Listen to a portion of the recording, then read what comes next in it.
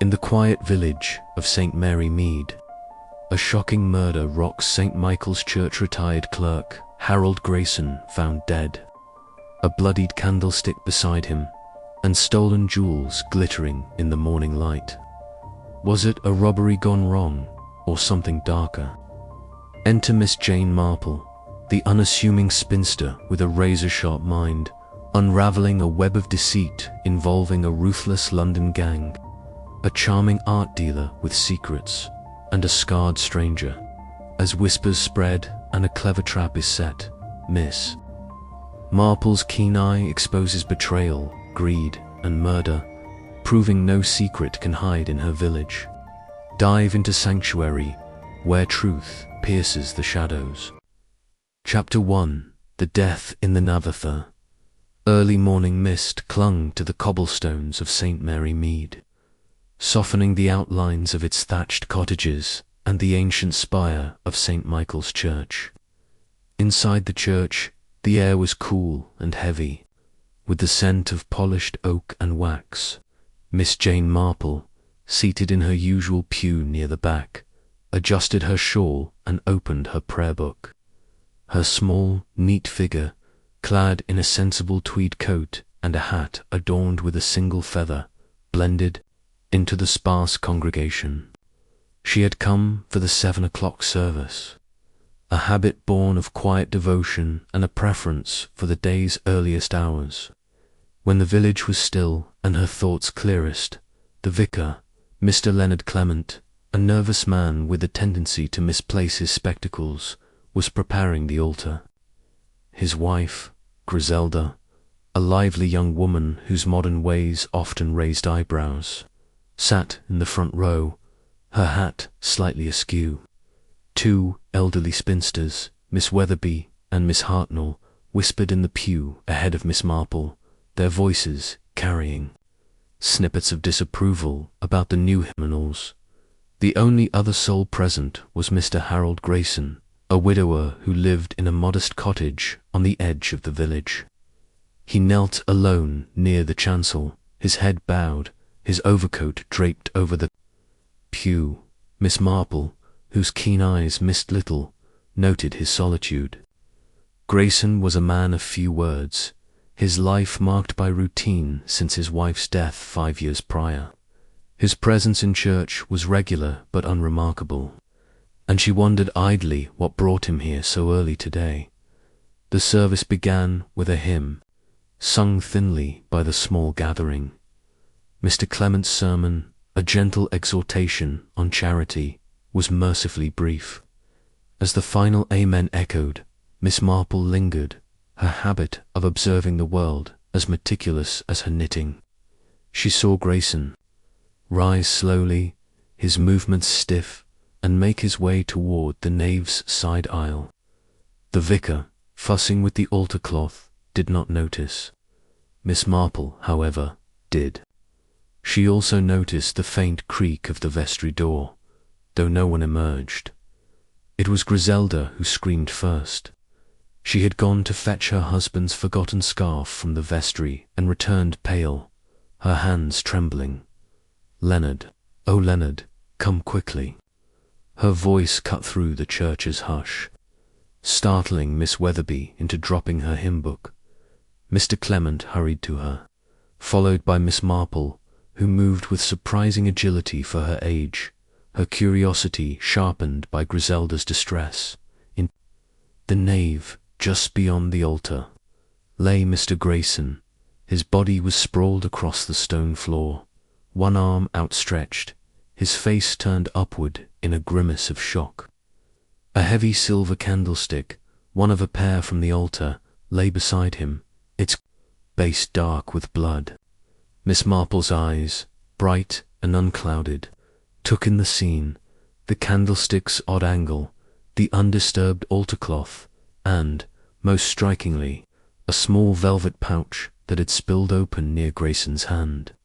From it tumbled a cascade of jewels, emeralds, glinting green, rubies deep as wine, and a single sapphire, large and flawless, catching the light from a stained glass window.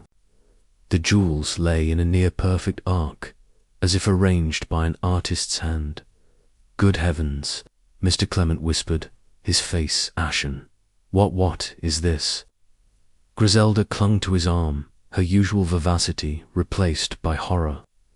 Miss Weatherby and Miss Hartnell, drawn by the commotion, gasped in unison, their whispers turning to murmurs of murder and sacrilege. Miss Marple, standing slightly apart, said nothing. Her gaze moved from the jewels to Grayson's face, noting the faint bruise on his temple and the rigidity of his fingers. She stepped closer, her sensible shoes silent on the stone, and observed the pouch. Its velvet was pristine, its drawstring loosened just enough to display its contents. A robbery, she thought, would have left chaos-scattered jewels, a torn pouch, signs of struggle. This was something else. Constable Hurst arrived within the hour, summoned by a breathless choir boy, dispatched to the village station. A young man with a ruddy face and an earnest manner, he was eager to prove himself, but prone to jumping at shadows. He surveyed the scene, his notebook trembling slightly in his hand. "Looks like a thief caught in the act," he declared, puffing out his chest. Grayson must have surprised him, got himself killed for it. He pointed to the candlestick. "There's your weapon, plain as day." Miss Marple, now seated in her pew again, her hands folded over her prayer book, listened politely. She did not contradict him, though her mind was elsewhere. A thief, she mused, would have taken the jewels, not left them so carefully displayed. And Grayson, a clerk who lived on a modest pension, was an unlikely target for such violence. She recalled his rare trips to London, mentioned in passing by Mrs. Price at the post office, and his habit of avoiding village gossip.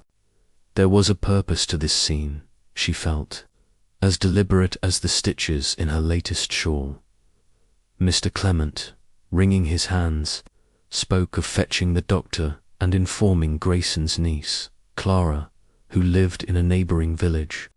Griselda, recovering her composure, suggested tea to steady everyone's nerves.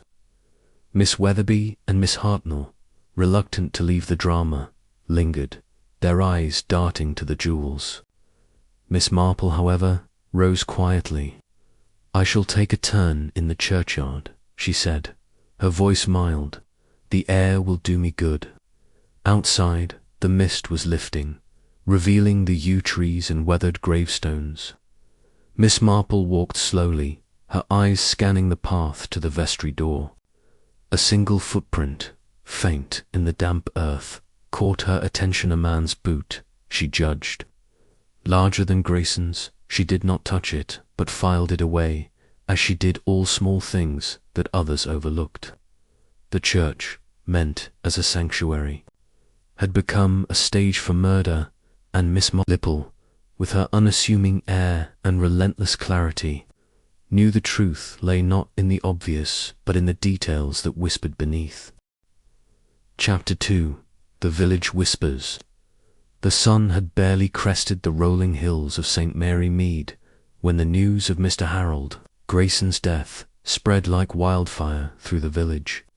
By 9 o'clock, the cobblestone lanes and ivor-clad cottages hummed with speculation, each tongue wagging with a theory more fanciful than the last.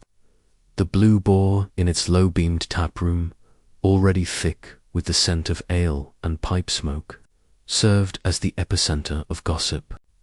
Miss Jane Marple, who had returned home after her quiet turn in the churchyard, sat now in her neat parlour, her knitting needles clicking with a steady rhythm.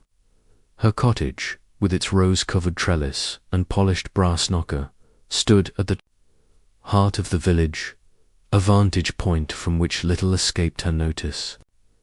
She had declined an invitation to join the throng at the inn, preferring the clarity of her own thoughts.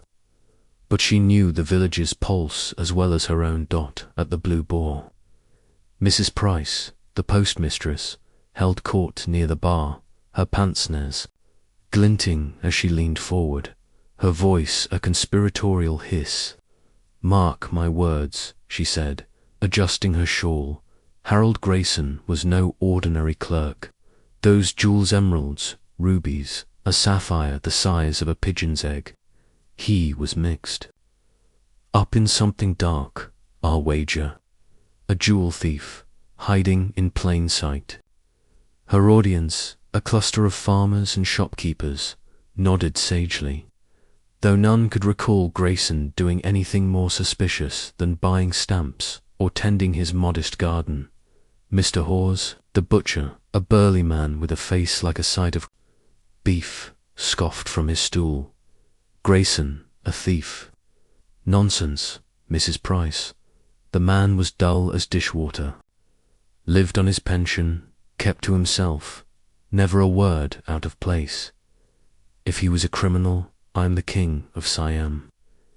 He wiped his hands on his apron, though he'd left his shop hours ago, and took a swig of his pint. More likely he stumbled on someone else's crime and paid the price for it. That candlestick bashed his head in, they say. Brutal business. Mrs. Bunch, the innkeeper's wife, bustled over with a tray of teacups, her round face flushed with excitement. Brutal, indeed, and in St. Michael's, of all places. A church ought to be sacred, but there's no safety anywhere these days. I heard from young Tommy, the Kaya boy, that the jewels were laid out like an offering, all neat and tidy. What sort of thief does that? She lowered her voice, though the room hung on her every word. I say it's a curse. Those jewels were stolen, weren't they? Stolen goods bring bad luck. The talk swirled on, each villager adding a thread to the tapestry of rumour.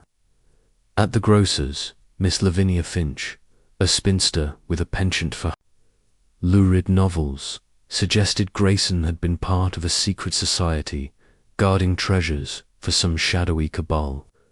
In the market square, old Mr. Poke, the blacksmith, grumbled about outsiders bringing trouble to St. Mary Mead, his rheumy eyes narrowing at the memory of a stranger he'd seen near the church a week ago, a man with a rough coat and a limp. By noon, the village had spun Grayson into everything from a master criminal to a tragic hero, the truth buried beneath layers of invention. Miss Marple, meanwhile, had accepted an invitation to tea at the Bantry's cottage, a rambling affair, with sprawling gardens and a view of the downs. Mrs. Dolly Bantry, a warm, impulsive woman with a taste for drama, greeted her friend at the door, her eyes alight with curiosity. "Jane, you were there, in the church. Oh, do tell me everything. It's too ghastly. Grayson dead, jewels everywhere, and that candlestick. I can't stop picturing it." She ushered Miss Marple into the drawing room, where a fire crackled and a tray of scones awaited. Colonel Bantry, a retired military man with a moustache like a well-groomed hedge, looked up from his newspaper, his face etched with disapproval. "Damned disgrace," he muttered. "A man killed in church, of all places. This village is going to the dogs. Criminal types creeping in. Mark my words. Scotland Yard ought to be called at once." He rustled his paper, a signal that he considered. The matter settled. Miss Marple settled into an armchair, her knitting bag at her side. She accepted a cup of tea from Dolly, her small, delicate hands moving with the precision of long habit.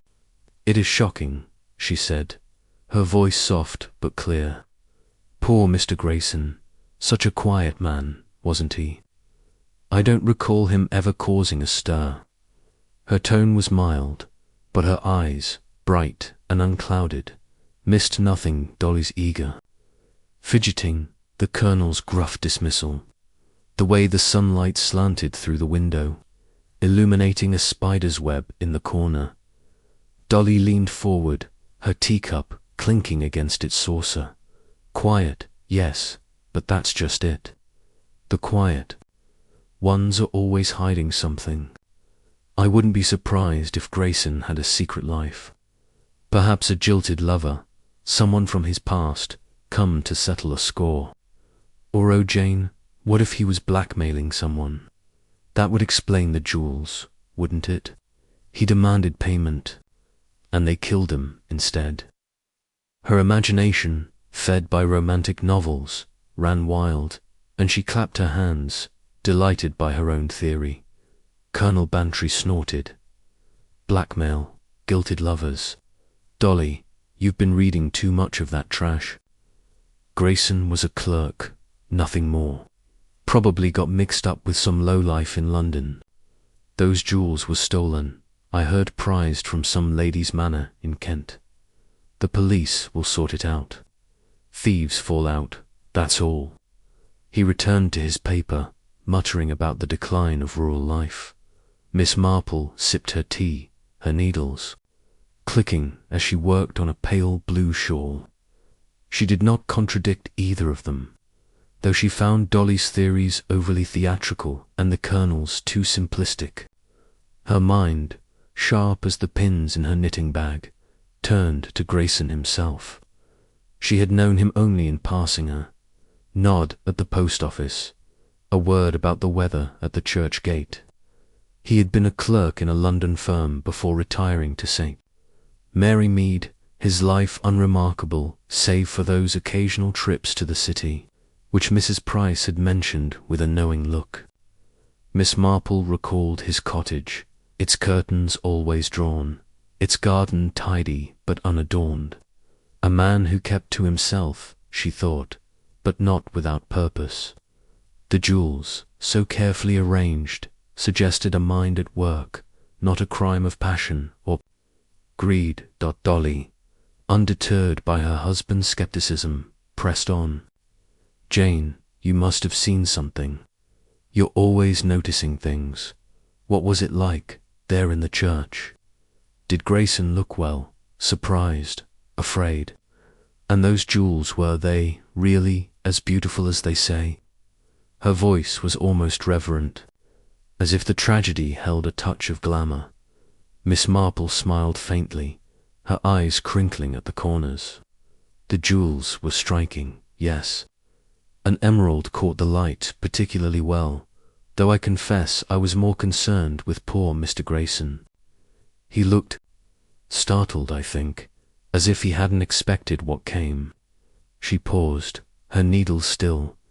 The candlestick was heavy, you know, silver from the altar.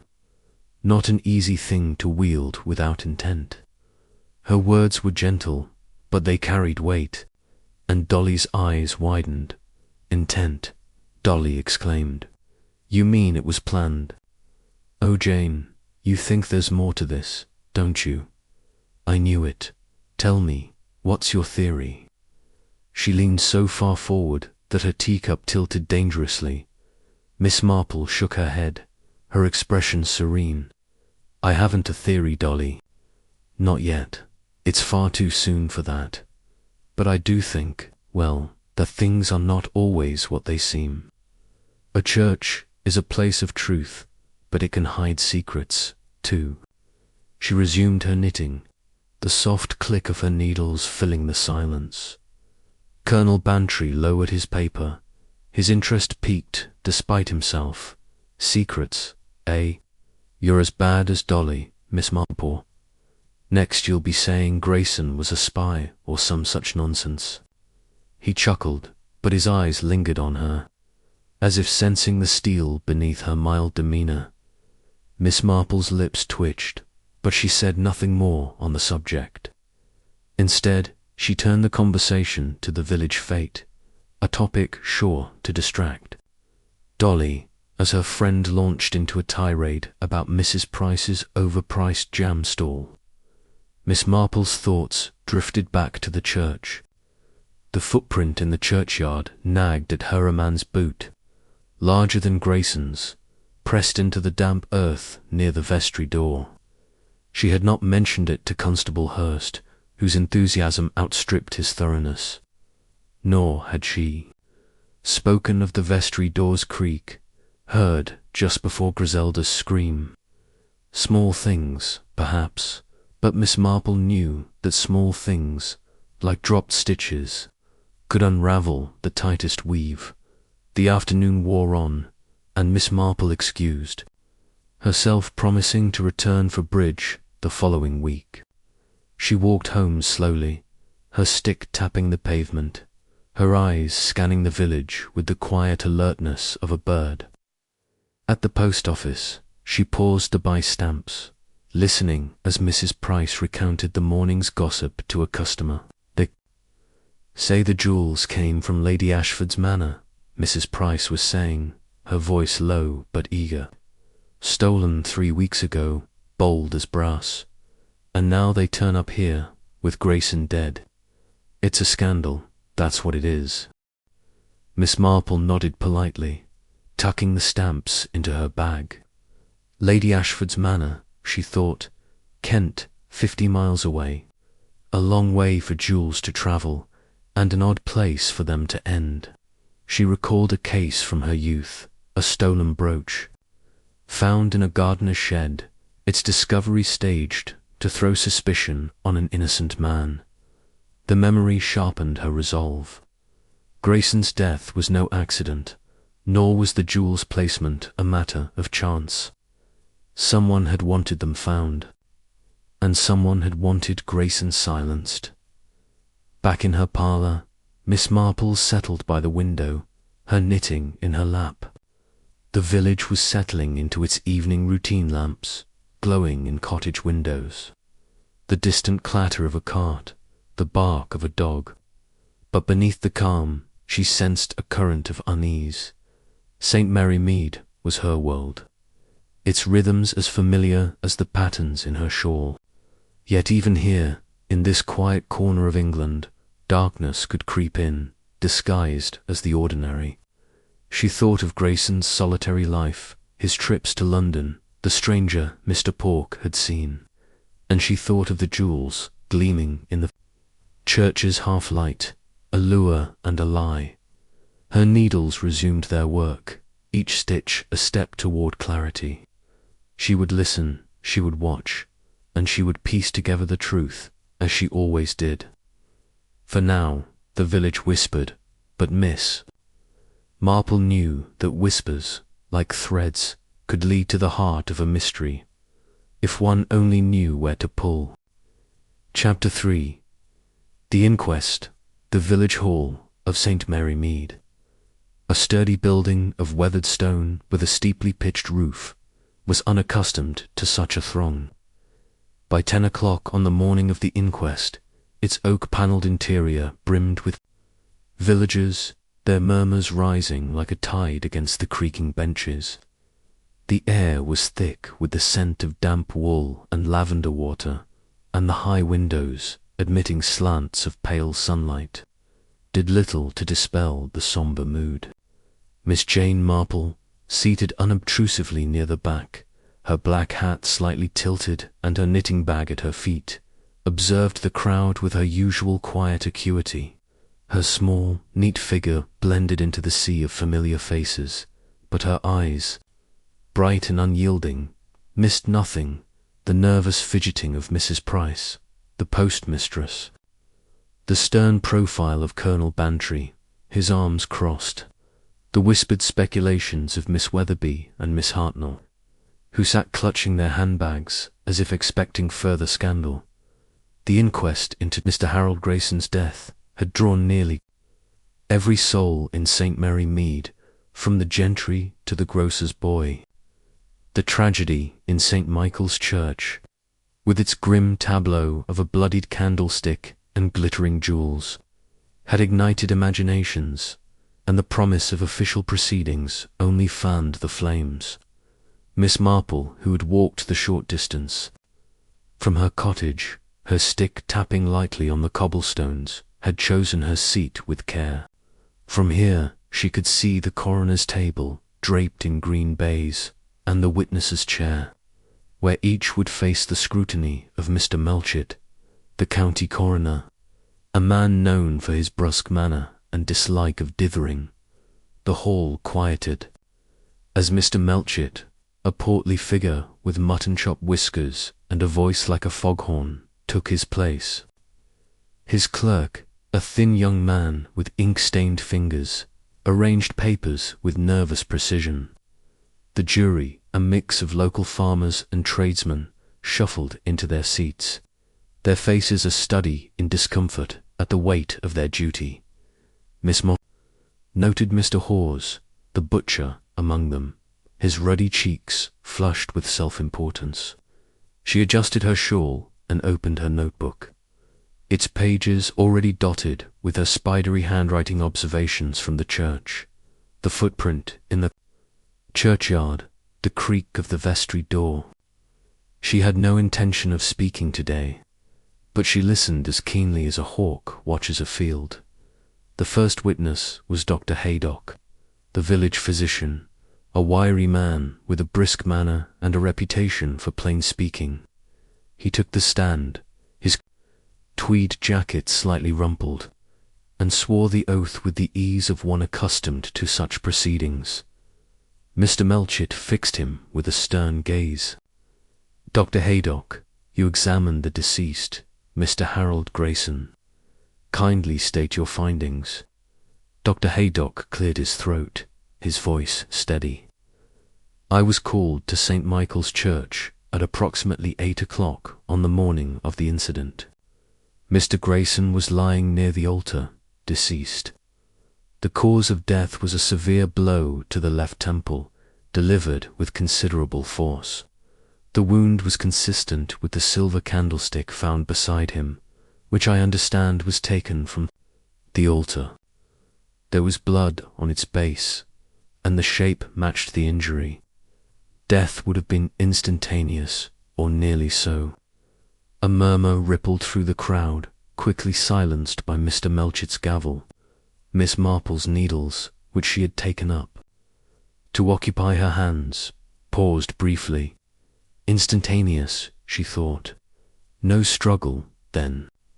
She recalled Grayson's startled expression, frozen in death, and the orderly arrangement of the jewels beside him. Her mind turned to the candlestick's weight, which she had felt when inspecting it later with the vicar's permission. Was no light thing, requiring strength and intent to wield. Mr. Melchett leaned forward, his whiskers twitching. Any other injuries, doctor? Signs of a fight, perhaps? None, Dr. Haydock replied. No bruises, no scratches, nothing to suggest a struggle. The blow was precise, likely delivered from behind or to the side. Mr. Grayson was a man of 60, not robust but in fair health. He would not have been difficult to overpower, especially if taken by surprise. The coroner nodded, scribbling. A note, time of death, between 6 and 7 that morning, based on the body's condition. Rigor mortis had not yet set in, and the blood was still fresh when I arrived. Miss Marple's eyes narrowed slightly. The early service had begun at 7, and she had seen Grayson alive, kneeling near the chancel just before it started. The window was narrow, the killer swift. She made a mental note to ask Mr. Clement about the church's locks, though she suspected the vestry door, often left ajar for the choir boys, was the key dot. Next came Constable Hurst, his uniform pressed, but his manner betraying his youth.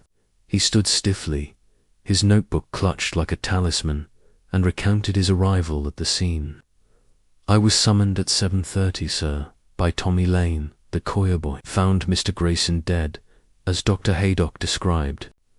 The candlestick was beside him, and there was a velvet pouch, open, with jewels, spilled outmilled rubies, one large sapphire.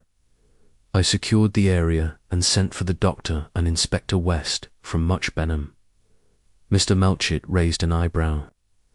Jewels, you say, and their significance? Hurst hesitated, glancing at the crowd. Word came later from Scotland Yard. Sir, the jewels match those stolen from Lady Ashford's manor in Kent 3 weeks ago. A burglary, bold as you like, no arrests made. How they ended up in St. Mary Mead, I couldn't say. The hall erupted in whispers, and Miss Marple's needles resumed their rhythm.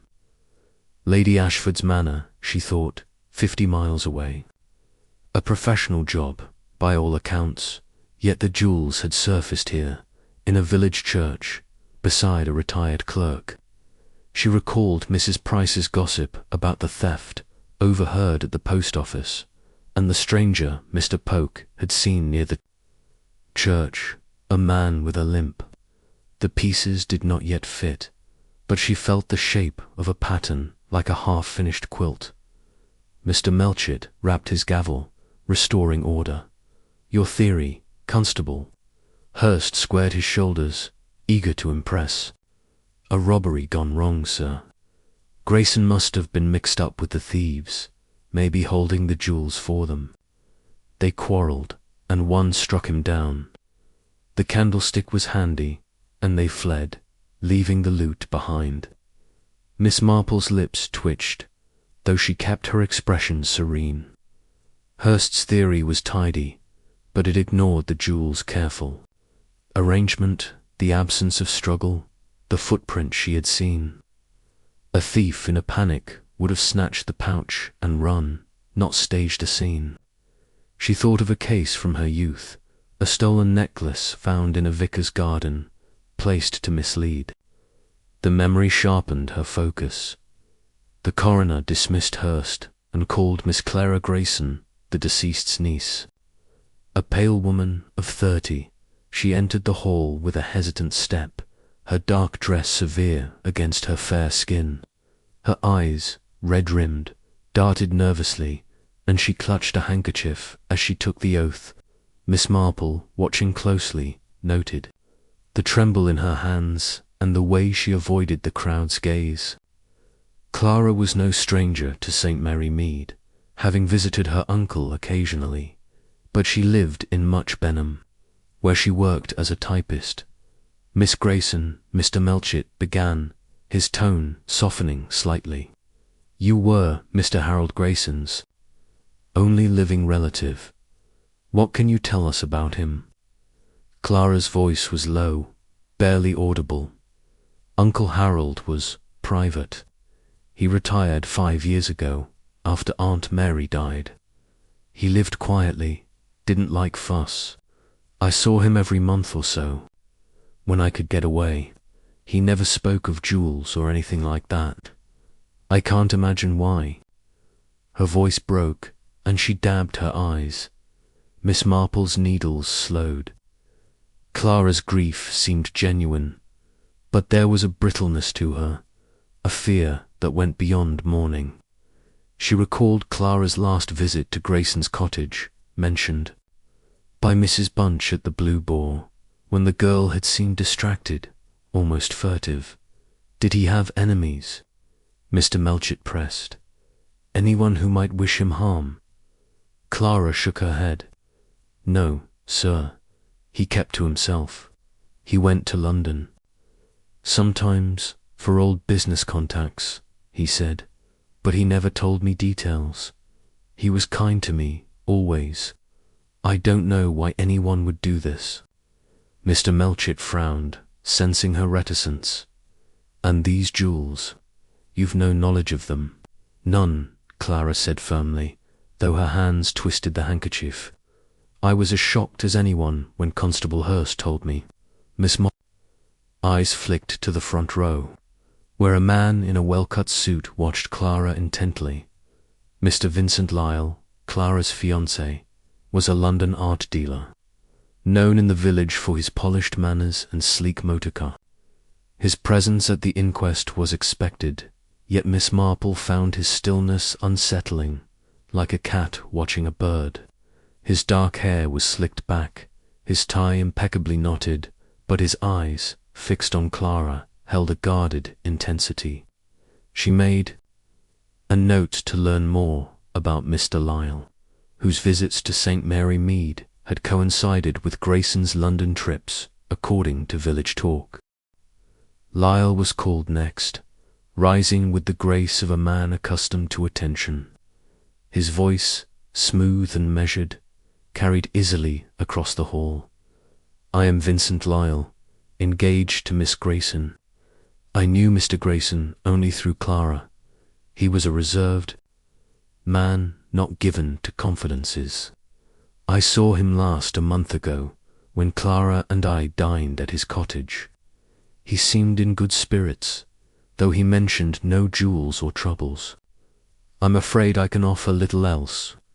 Mr. Melchett peered over his spectacles. "You're in the art trade, Mr. Lyle.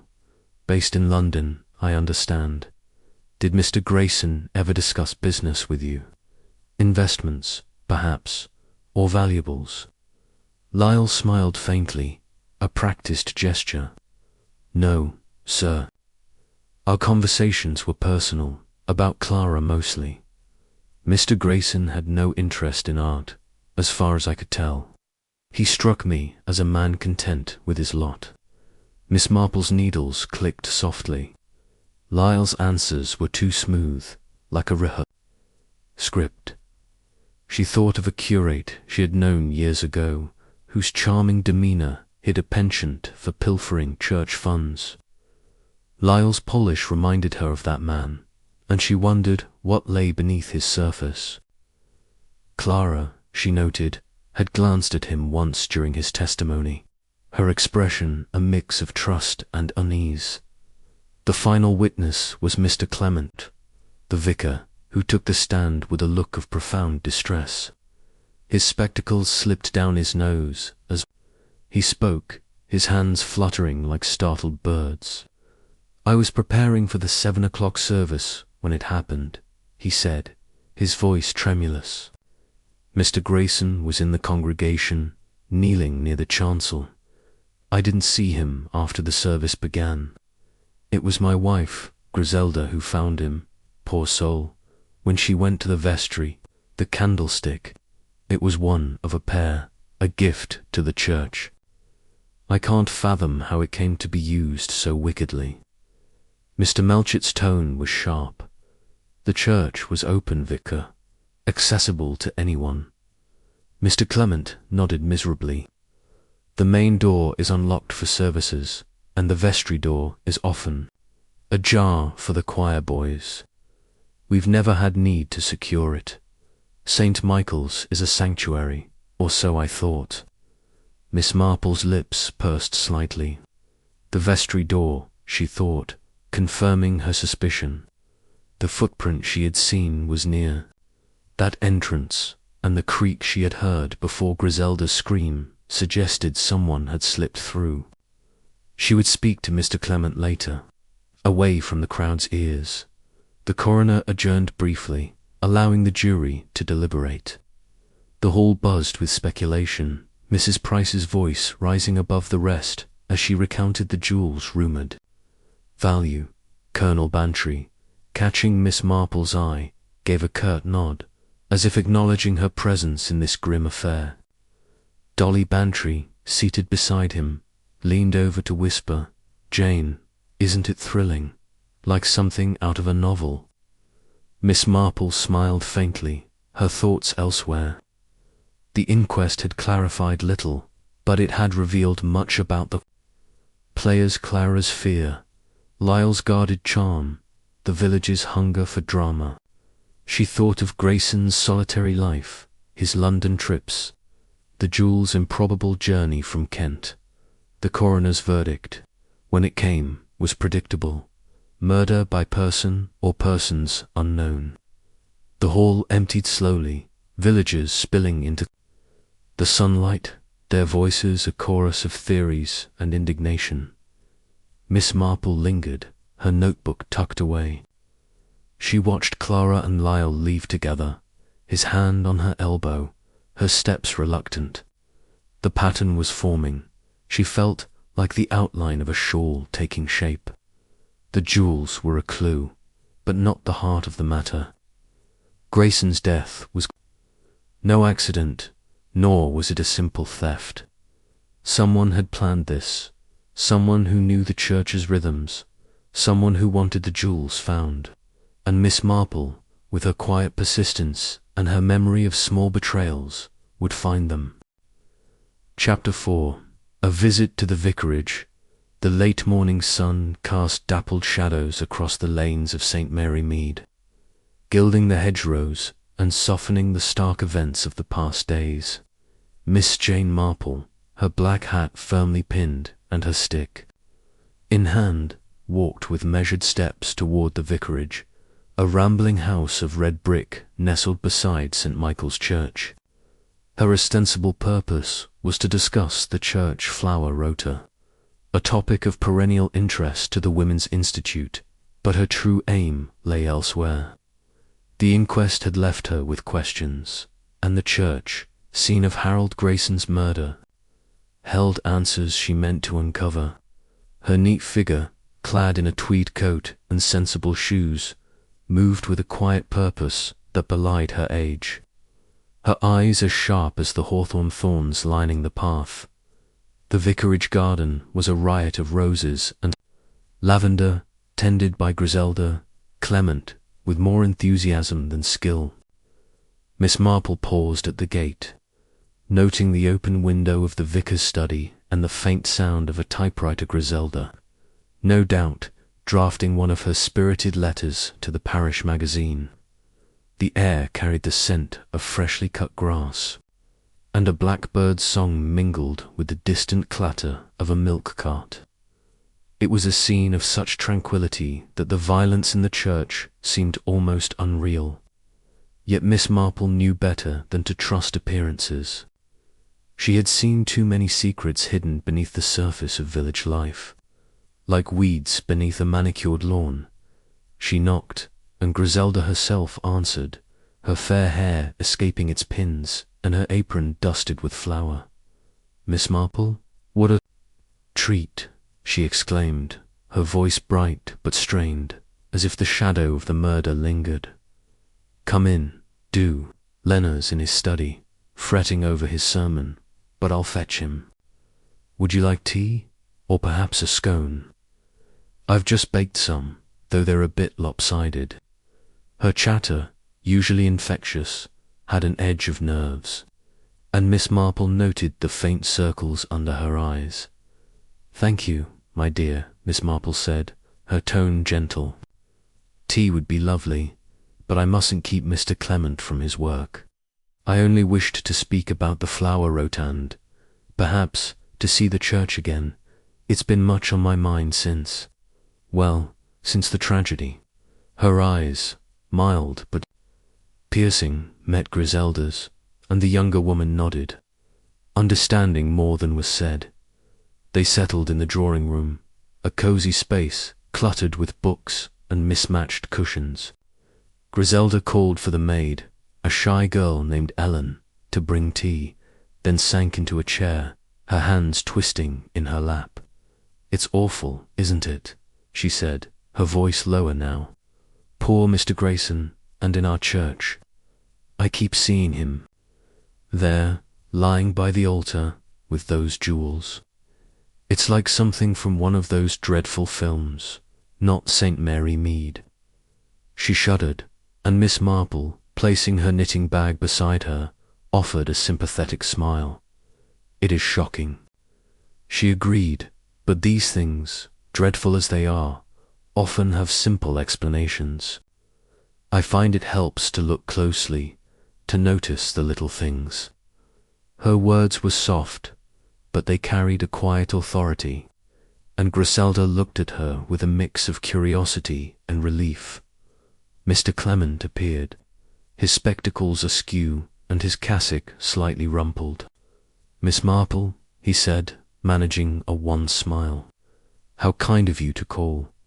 I fear I've been poor company since, you know. The church feels tainted, somehow. I can scarcely prepare my sermons without thinking of it." He sank into a chair, his hands clasped as if in prayer. Miss Marple inclined her head. "A terrible thing, Vicar. I thought, perhaps, I might look at the nave again, with your permission. The flower rota needs arranging. and I find it easier to plan when I can see the space. But I confess, I'm also curious. Such an odd place for such a crime." Her tone was apologetic, as if she were imposing, but her eyes were alert, watching. "His reaction, of course," Mr. Clement said, though his brow furrowed. "The church is open, though I've had the candlesticks put away, the one used. It's been cleaned, but I can't bear to see it on the altar. Would you like me to come with you?" His offer was polite, but his reluctance was clear, and Miss Marple shook her head. "No need to trouble yourself," she said. "I know my way, and Griselda's tea is far too tempting. I'll only be a moment." She rose, her stick tapping lightly, and made her way to the garden gate that led to the churchyard, leaving the Clements to their strained hospitality. Michael stood silent, its ancient stones warmed by the sun. The churchyard, with its moss-covered graves and yew trees, was empty save for a groundskeeper raking leaves in the distance. Miss Marple paused at the vestry door, her memory returning to the faint footprint she had seen, large, male, pressed into the damp earth. It was gone now, smoothed by rain or traffic, but she fixed its location in her mind. The door itself was ajar, as Mr. Clement had said it often was, and she pushed it open. Stepping into the cool dimness of the vestry, the small room smelled of wax and old hymnals, its shelves lined with vestments and candle stubs. A narrow passage led to the nave, and Miss Marple followed it, her steps silent on the stone floor. The church was empty, its pews bathed in coloured light from the stained glass windows. The altar, stripped of its candlesticks, looked bare, almost forlorn. She approached it slowly, her eyes scanning the floor where Grayson had lain. The stones were clean now, scrubbed of blood, but she pictured the scene vividly: the body, the candlestick, the velvet pouch with its spill of jewels. She knelt, her joints protesting, and examined the base of the altar. The candlestick, she recalled, had been heavy, its silver base broad enough to inflict a fatal blow. Constable Hurst had mentioned no fingerprints, which struck her as significant. A thief in a panic would not pause to wipe the weapon clean. She rose, brushing dust from her coat, and turned her attention to the spot where the jewels had lain. The pouch, she remembered, had been artfully arranged, its contents displayed like a jeweller's showcase. She paced the area, her stick tapping, and noted the angle of the morning light through the east window. The jewels would have caught it perfectly, drawing the eye of anyone entering the nave. Her thoughts were interrupted by a soft creak the vestry door. She thought, though no one appeared. She stood still, listening, but the church remained silent. A draught, perhaps, or her imagination, sharpened by the morning's purpose. She made a mental note to ask Mr. Clement about the door's latch, which might be loose. Returning to her task, she walked the nave's perimeter, her eyes tracing the pews, the pillars, the shadowed corners. Near the chancel she paused, recalling Grayson's position during the service. He had knelt there, alone, his overcoat draped over the pew. Had he been waiting for someone, or watching? Back at the vicarage, she found Mr. Clement alone in the drawing-room, Griselda having gone to check on her scones. He looked up, his face etched with worry. "Did you find what you needed, Miss Marple? For the flowers, I mean." His voice was polite, but his fingers drummed nervously on the arm of his chair. "Oh yes," she said, settling into her seat. "The nave is lovely, though it feels different now, doesn't it? I couldn't help thinking about poor Mr. Grayson. Tell me, Vicar, did you notice anyone unusual in the church before the service? A stranger, perhaps, or someone out of place?" Her tone was casual, as if making small talk, but her eyes were keen. Mr. Clement frowned, adjusting his spectacles. A stranger. Well, now you mention it.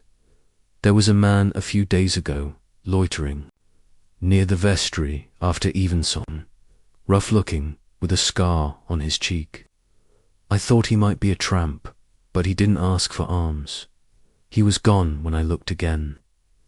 I didn't think much of it at the time, but he trailed off, his unease palpable. Miss Marple nodded, her needles clicking as she resumed her knitting.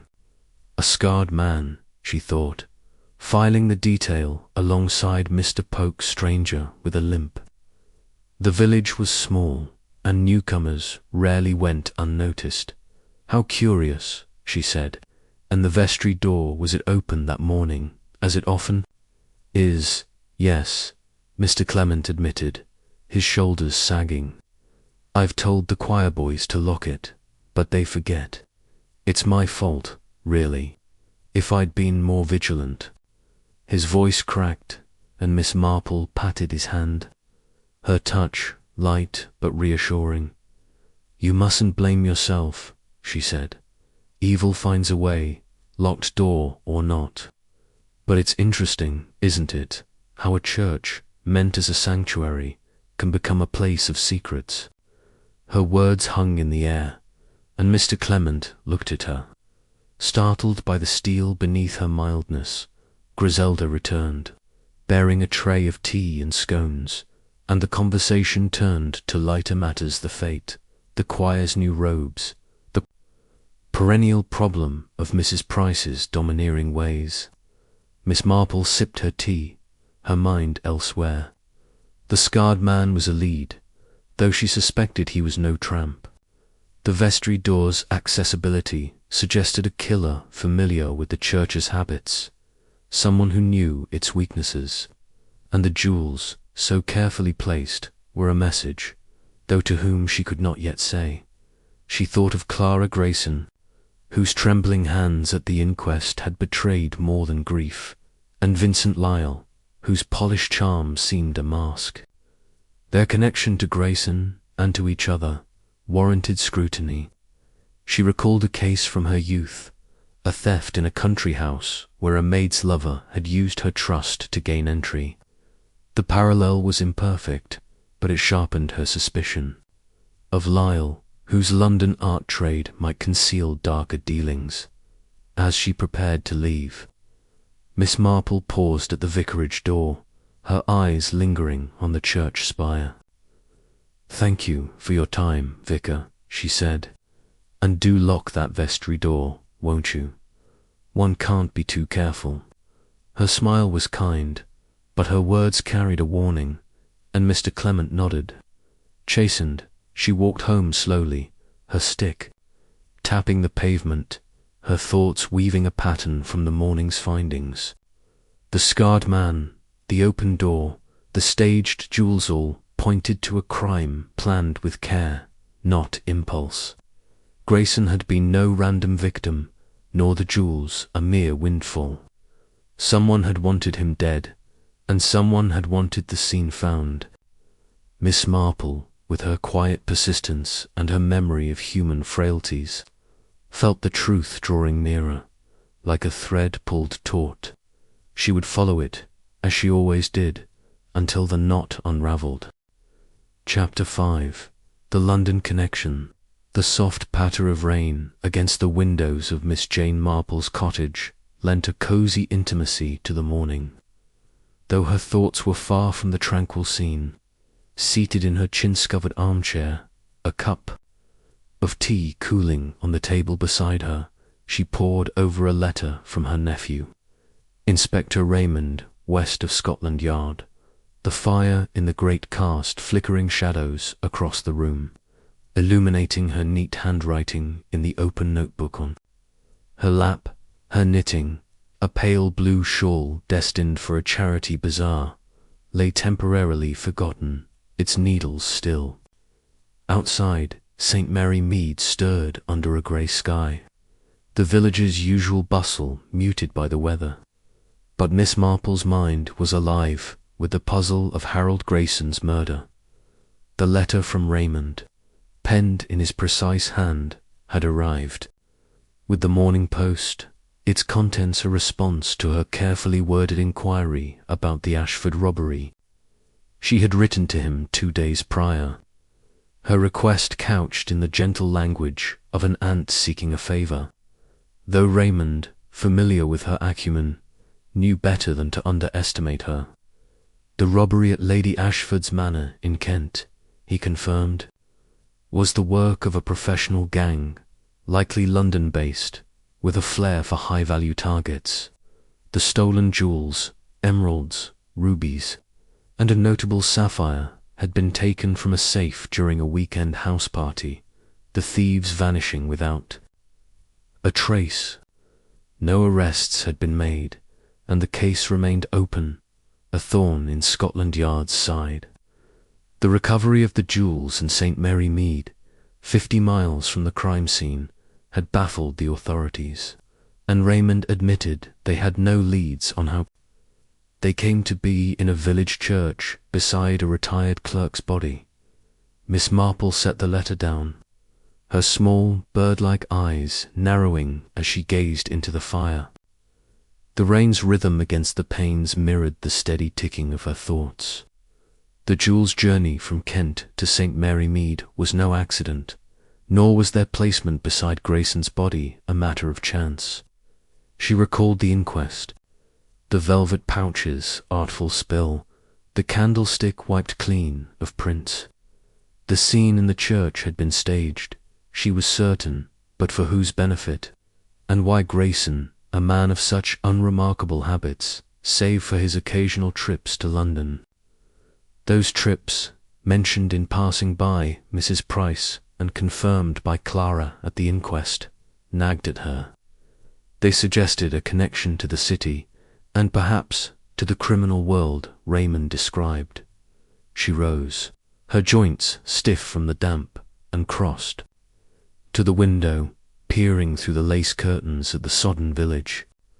The postman, hunched under an umbrella, made his rounds, and a delivery van splashed through a puddle near the Blue Boar. Miss Marple's thoughts turned to Vincent Lyle, Clara Grayson's fiancé, whose polished demeanour at the inquest had struck her as too calculated. An art dealer, based in London, with a sleek motor car and a wardrobe that spoke of wealth beyond the village's modest means. His connection to Clara tied him to Grayson, but his profession intrigued her more. Art dealing, she knew from a case in her youth involving a forged painting, could be a convenient cover for less savoury activities, smuggling, perhaps, or fencing stolen goods. Lyle's guarded charm reminded her of a London solicitor she had once met, whose smooth assurances hid a penchant for blackmail. She resolved to learn more about him. To that end, she decided to invite Clara and Lyle to tea. The pretext would be sympathy for Clara's loss, a natural gesture from an elderly spinster known for her kindness. But Miss Marple's invitations were rarely without purpose, and she meant to observe them closely, to probe the cracks in their stories. She penned a note in her elegant hand, addressing it to Clara at her lodgings in Much Benham, and entrusted it to her maid, Florence, to post. Then, settling back in her chair, she took up her knitting, the needle's soft click a counterpoint to her racing thoughts. The tea was arranged for the following afternoon, and Miss Marple prepared with her usual care. Her parlour, with its polished mahogany table and vase of late roses, was a picture of village propriety. But she arranged the chairs to ensure clear sightlines. Clara would face the light, Lyle the shadowed corner. Florence baked a batch of shortbread, its buttery scent filling the cottage, and Miss Marple selected a tea blend strong enough to loosen tongues. She wore her best black dress, its severity softened by a lace collar, and pinned a cameo brooch at her throat. a touch of elegance that belied her intent. Clara and Lyle arrived promptly at 4, their motorcar a gleaming black affair drawing. Curious glances from neighbors. Clara, pale and drawn, wore a grey dress that hung loosely on her frame, her eyes downcast as she greeted Miss Marple. Lyle, by contrast, was all urban polish, his suit impeccably tailored, his smile a shade too bright. "Miss Marple," he said, taking her hand, "how kind of you to invite us. Clara's been dreadfully shaken, and your thoughtfulness means a great deal." His voice was smooth, like polished oak, but Miss Marple noted the faint tension in his grip. They settled in the parlour, Clara perched on the edge of her chair, Lyle lounging with studied ease. Miss Marple poured tea, her movements deliberate, and offered the shortbread, watching their reactions. Clara took a piece, but barely, nibbled, her fingers crumbling it nervously. Lyle declined, citing a preference for savoury, though his eyes flicked to the plate as if assessing its worth. "Such a terrible business," Miss Marple began, her tone one of gentle concern. "Poor Mr. Grayson. I knew him only slightly, but he seemed a quiet soul. Clara, my dear, you must be devastated." Clara nodded, her handkerchief twisting in her hands. "He was kind to me," she said, her voice barely above a whisper. "Uncle Harold never had much, but he always made time for me. I can't understand why anyone would, why this happened." Her eyes filled, and she looked away, toward the window where rain streaked the glass. Miss Marple patted her hand, her touch light but steady. "It's hard to make sense of such things," she said. "He lived so simply, didn't he? Though I believe he went to London now and then. Business, perhaps, or friends." Her question was casual, slipped into the conversation like a dropped stitch, but she watched Clara closely. Clara hesitated, glancing at Lyle, who was studying his teacup. "He didn't talk much about it," she said. "He said it was old. Contacts from his clerking days. I never pressed him. He liked his privacy." Her voice faltered, and Miss Marple noted the flicker of unease in her eyes, as if she feared saying too much. Lyle set his cup down, his smile returning. "Harold was a private man, as Clara says. I only met him a few times, but he struck me as content with his lot. No grand ambitions, no enemies. This business with the jewel sits baffling, frankly. I deal in art, not gems, but I'd wager they were planted to throw the police off the scent." His tone was confident, almost dismissive, but Miss Marple caught the slight tightening of his jaw. "How interesting," she said, her eyes crinkling as if charmed. "You must see all sorts in your trade, Mr. Lyle. London's such a busy place, full of opportunities. Did Mr. Grayson ever mention his London visits to you? Perhaps he crossed paths with someone in your circles." Her question was innocent, but her gaze was steady, and Lyle's smile stiffened. "Not at all," he said, leaning back. "Our talks were about Clara, mostly. Family matters. I'm afraid I'm not much help." He spread his hands, a gesture of regret, but Miss Marple noted the way his fingers curled, as if guarding something. She turned to Clara, her voice softer. "And you, my dear, did your uncle seem worried the last time you saw him? Sometimes, you know, people drop hints without meaning to. A word, a look." She let the sentence hang, offering Clara a chance to fill the silence. Clara's lips parted, then closed. "He was quiet," she said at last, "more than usual. But he didn't say anything specific. I thought he was just tired." Her eyes darted to Lyle again, and Miss Marple sensed a current of tension between them, like a taut thread ready to snap. They spoke a while longer, Miss Marple steering the conversation to village matters, the fete, the choir, the weather, while observing their every move. Clara's nervousness grew, her answers shorter, her glances at Lyle more frequent. Lyle, for his part, maintained his polish, but his laughter was a fraction too loud, his gestures a touch too deliberate. Miss Marple thought of a young man she had known years ago, a charming rogue who sold fake antiques, his confidence a mask for deceit. Lyle, she suspected, was cut from similar cloth, that as they prepared to leave, Miss Marple pressed a jar of her homemade marmalade into Clara's hands, her smile warm.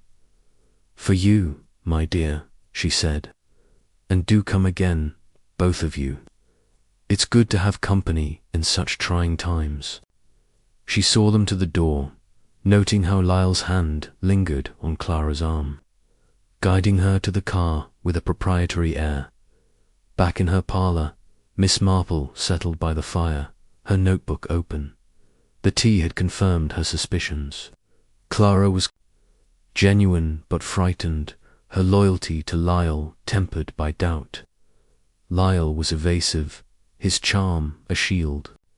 His art trade, she felt, was the key conduit, perhaps, for the jewels movement from Kent to St. Mary Mead. She recalled Raymond's letter, the professional gang, the London connection. Lyle's world, with its galleries and clients, could easily intersect with such a network. She took up her knitting, the needle's rhythm steadying her thoughts. Grayson's London trips, she mused, might have been more than clerical errands, had he been a courier, witting or not, for the gang. The jewel's placement suggested a double game left to mislead, but by whom?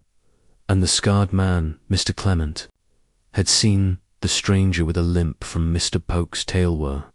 They one and the same, a link to Lyle's circle. Miss Marple's eyes drifted to the rain-streaked window, the village beyond a blur of grey and green. St. Mary Mead was her world, its secrets as familiar as the stitches in her shawl. Yet even here, the wider world intruded, bringing greed and violence. She thought of a theft years ago, a silver cup hidden in a church, its discovery a trap for an innocent man. The parallel was imperfect, but it sharpened her resolve. Lyle was central, she felt, and Clara was the key to unlocking him. She would watch, she would listen, and she would unravel the truth, one quiet step at a time. Chapter 6. The strangers trailed the soft haze of an early summer evening settled over St. Mary Mead, bathing the village in a golden glow that softened the edges of its thatched cottages and ancient stone walls. Miss Jane Marple, seated in her garden with a cup of chamomile tea, watched the lengthening shadows creep across her rose beds. Her cottage, with its tidy lawn and climbing clematis, was a haven of order, but her thoughts were far from tranquil. The murder of Harold Grayson, the glittering jewels, and the web of secrets they implied had stirred her mind into a quiet frenzy, like a skein of wool slowly unravelling. Her knitting lay untouched in her lap, the pale blue shawl abandoned for the moment. As she turned over the details of her recent discoveries, Clara's nervous reticence, Vincent Lyle's polished evasion, and the tantalizing hint of a scarred stranger glimpsed near the church. The village, still abuzz with the inquests, revelations, had added fresh fuel to its gossip. Whispers of a mysterious figure, seen at the Blue Boar Inn, had reached Miss Marple's ears through her maid, Florence, who had a knack for picking up tidbits from the market. The man, calling himself Mr. Finch, was said to have a scar on his cheek and a rough manner that set him apart from the village's usual visitors. He had asked questions about Grayson, Florence reported, and left abruptly the day before the murder. The coincidence was too striking to ignore, and Miss Marple resolved to investigate. Under the guise of delivering a jar of her homemade blackberry jam, a pretext as unassuming as her own appearance, she set out for the Blue Boar, her stick tapping lightly on the cobblestones. A low-beamed building with diamond-paned windows was lively as dusk approached. Farmers and shopkeepers gathered in the tap-room, their voices mingling with the clink of pint glasses and the crackle of the fire. Miss Marple stepped inside, her small figure drawing little notice amid the bustle. She made her way to the bar, where Mrs. Bunch, the innkeeper's wife, was wiping down the counter with a practiced hand. "Miss Marple," Mrs. Bunch exclaimed, her round face breaking into a smile. "What brings you here? Not often we see you in the taproom." Miss Marple smiled, her eyes crinkling with warmth. "Just a small errand, Mrs. Bunch. I've brought some jam for your pantry blackberry. From last summer's crop, I thought it might go well with your scones." She produced the jar from her basket, its label neatly handwritten, and handed it over with a modest air dot. Mrs. Bunch beamed, tucking the jar behind the counter. "You're too kind, Miss Marple. Stay a moment, won't you? Have a cup of tea, or something stronger if you're feeling bold." Her tone was teasing, but her eyes held a spark of curiosity, as if sensing Miss Marple's visit had a deeper purpose. "Tea would be lovely," Miss Marple said, settling onto a stool at the bar's quieter end. "It's been quite a week, hasn't it? Poor Mr. Grayson's such a shock. I hear there's been talk of a stranger in the village, someone asking questions. It does make one wonder." Her voice was soft, almost idle, but her gaze was keen. Watching Mrs. Bunch's reaction, the innkeeper's wife leaned closer, her voice dropping to a conspiratorial whisper. "You've heard, then, eh? There was a man, Mr. Finch, he called himself. Stayed 2 nights, kept to himself mostly, but he was nosy about Grayson. Asked my barmaid, Lily, if he lived alone, what his habits were. Rough sort, with a scar here." She touched her left cheek. "Didn't much like the look of him, I'll tell you. Paid his bill and left the day before the murder. Quick as you please." Miss Marple's needles, which she had taken up to occupy her hands, clicked softly. "How curious," she said. "Did he say why he was interested in Mr. Grayson, or where he was going?" Her question was gentle, as if merely passing the time, but her mind was alert. Piecing together the stranger's role, Mrs. Bunch shook her head, pouring tea from a chipped pot. "Not a word. Lily said he was cagey, didn't like questions turned back on him. Had a London accent, she thought, but hard to place. Carried a battered suitcase, nothing fancy. I reckon he was up to no good, though I can't say what." She paused, glancing around the tap room. "Mind you, with those jewels turning up, folks are saying all sorts. Some think Grayson was a thief himself, hiding out here." Miss Marple sipped her tea, her expression one of mild surprise. "A thief, dear me, that seems unlikely. Mr. Grayson was so unremarkable, though I suppose appearances can deceive." She let the comment hang, inviting more, and Mrs. Bunch obliged, recounting the villagers' latest theories, Grayson as a mastermind, a victim, a dupe.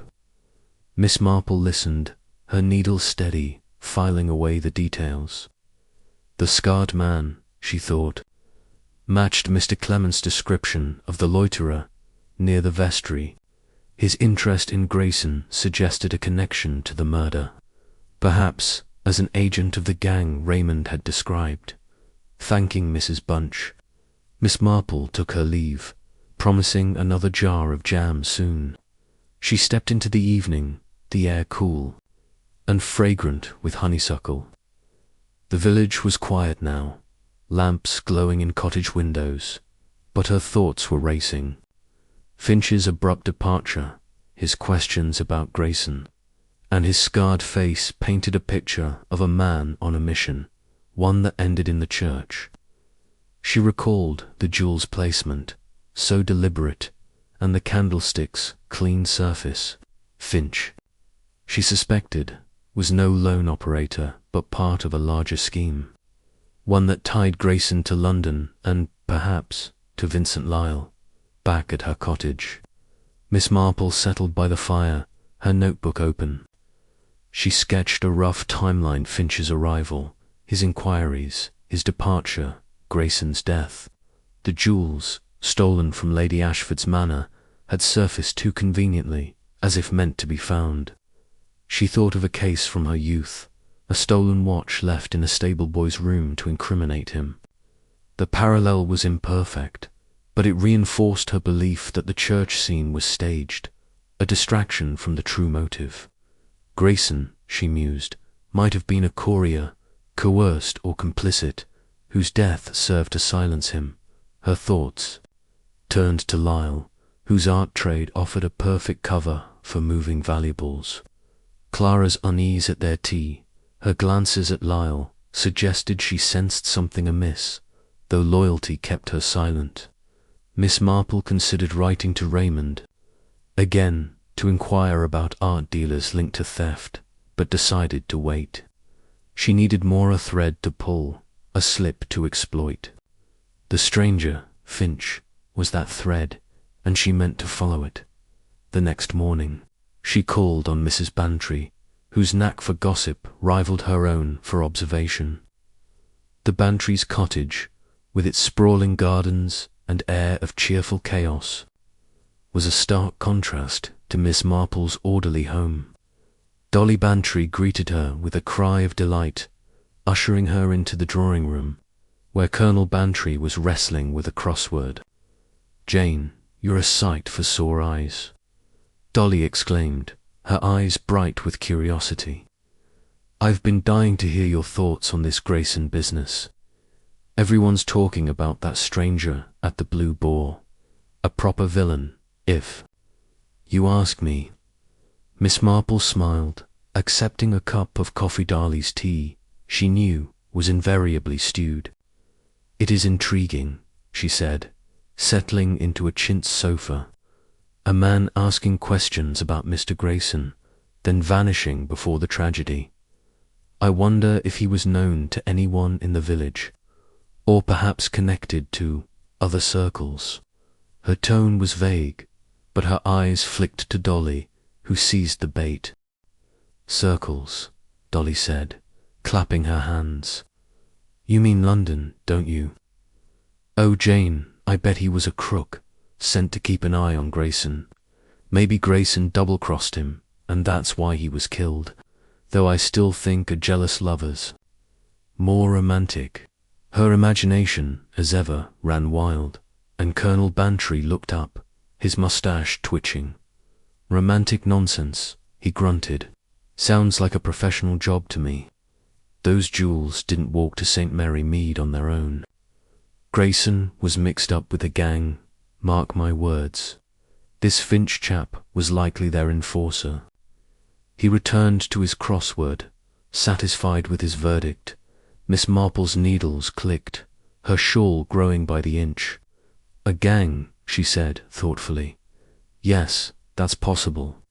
Though it's odd, isn't it, how the jewels were left behind? A thief would have taken them, surely, unless they meant to mislead us." Her comment was casual, but it planted a seed, and Dolly's eyes widened. "Mislead us," she echoed. "Jane, you're too clever. You think it was a trick? Oh, I wish you'd tell me more. You always see things I miss." She leaned forward, her coffee forgotten, but Miss Marple shook her head, her smile gentle. "I'm only an old woman with too much time to think," she said. "But I do wonder about that stranger. If he was from London, he might have crossed paths with others who visit us." She let the hint of Lyle linger unspoken, knowing Dolly would pounce. "You mean Mr. Lyle, don't you?" Dolly said, her voice a stage whisper. "That art dealer fellow. He's awfully slick, isn't he? I saw him at the inquest, watching Clara like a hawk. If anyone's tied to London crooks, it's him." She paused, then added, "Though he's terribly handsome, which makes it hard to picture him as a villain." Colonel Bantry snorted. "Handsome or not, he's a city type. Never trust a man with too much hair oil. Probably knows every fence. In London, he stabbed at his crossword, muttering about an elusive clue." Miss Marple sipped her coffee, her mind elsewhere. Dolly's chatter, though fanciful, had value, confirming Lyle's prominence in village suspicion. She steered the conversation to safer ground, the garden club. The vicars knew him annals before taking her leave, promising to return for bridge.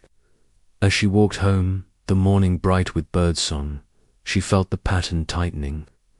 Finch was a link, perhaps the killer himself, sent to silence Grayson. Lyle, with his London ties, was likely the puppet master, using Clara as leverage. The jewels, she thought, were a red herring, meant to point to a botched robbery while hiding a deeper motive. Back in her parlour, Miss Marple opened her notebook, adding Finch's description scarred, rough, London accent to her notes. She sketched the church layout, marking the vestry door's position and the altar's line of sight. The crime's precision, the clean candlestick, the staged jewels suggested a plan, not a quarrel. She thought of a theft years ago, a silver tray left in a butler's room to frame him. The tactic was similar, but the stakes here were higher. The players more dangerous. Her needles resumed their work, each stitch a step toward clarity. She would need more Finch's true identity, Lyle's clients, Clara's secrets. For now, she would watch, her quiet presence a trap for the unwary.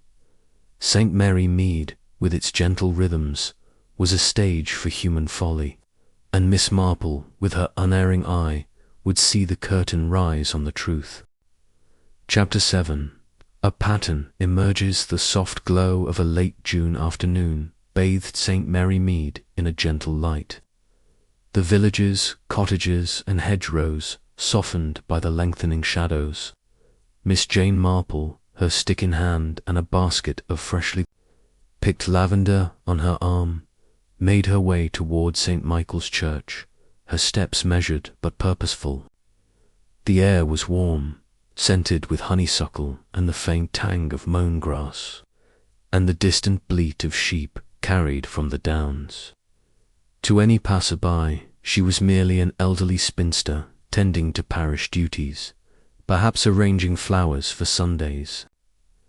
Service, but her mind, sharp as the secateurs in her basket, was fixed on the murder of Harold Grayson, the jewels, and the elusive Mr. Finch, whose trail had sharpened her suspicions.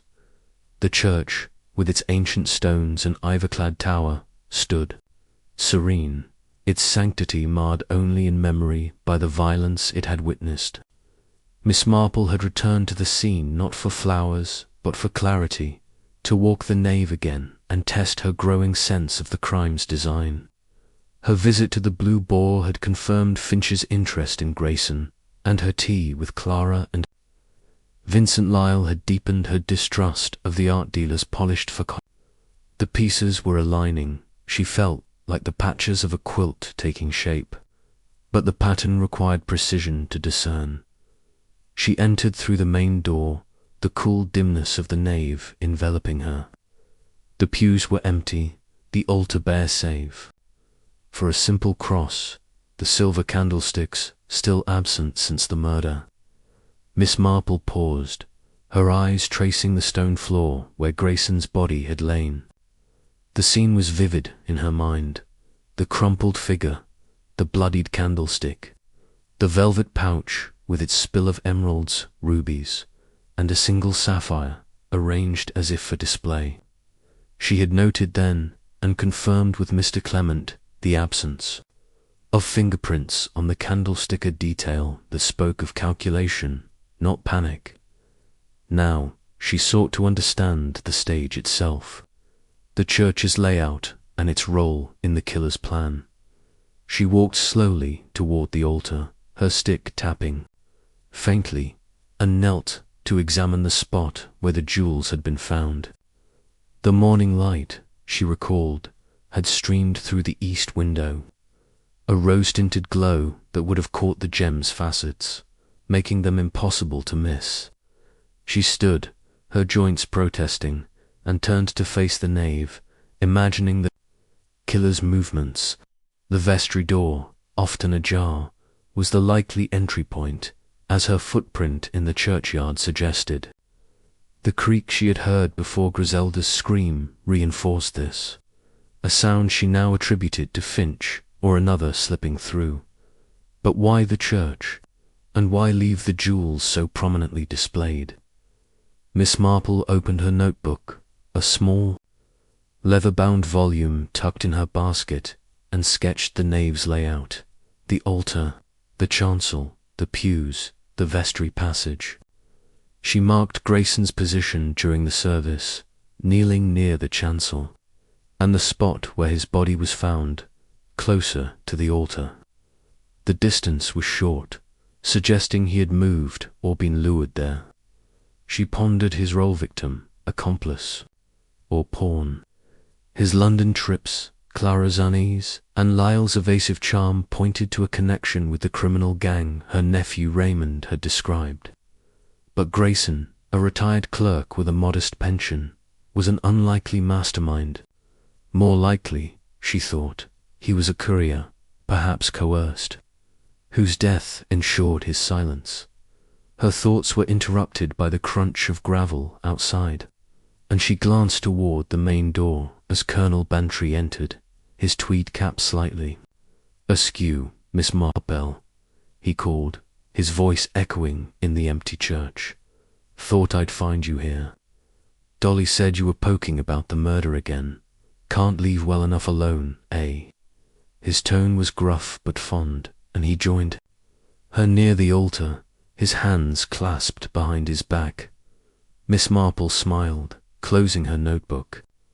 "I was only checking the flower vases, Colonel, but I confess, my mind does wander to poor Mr. Grayson.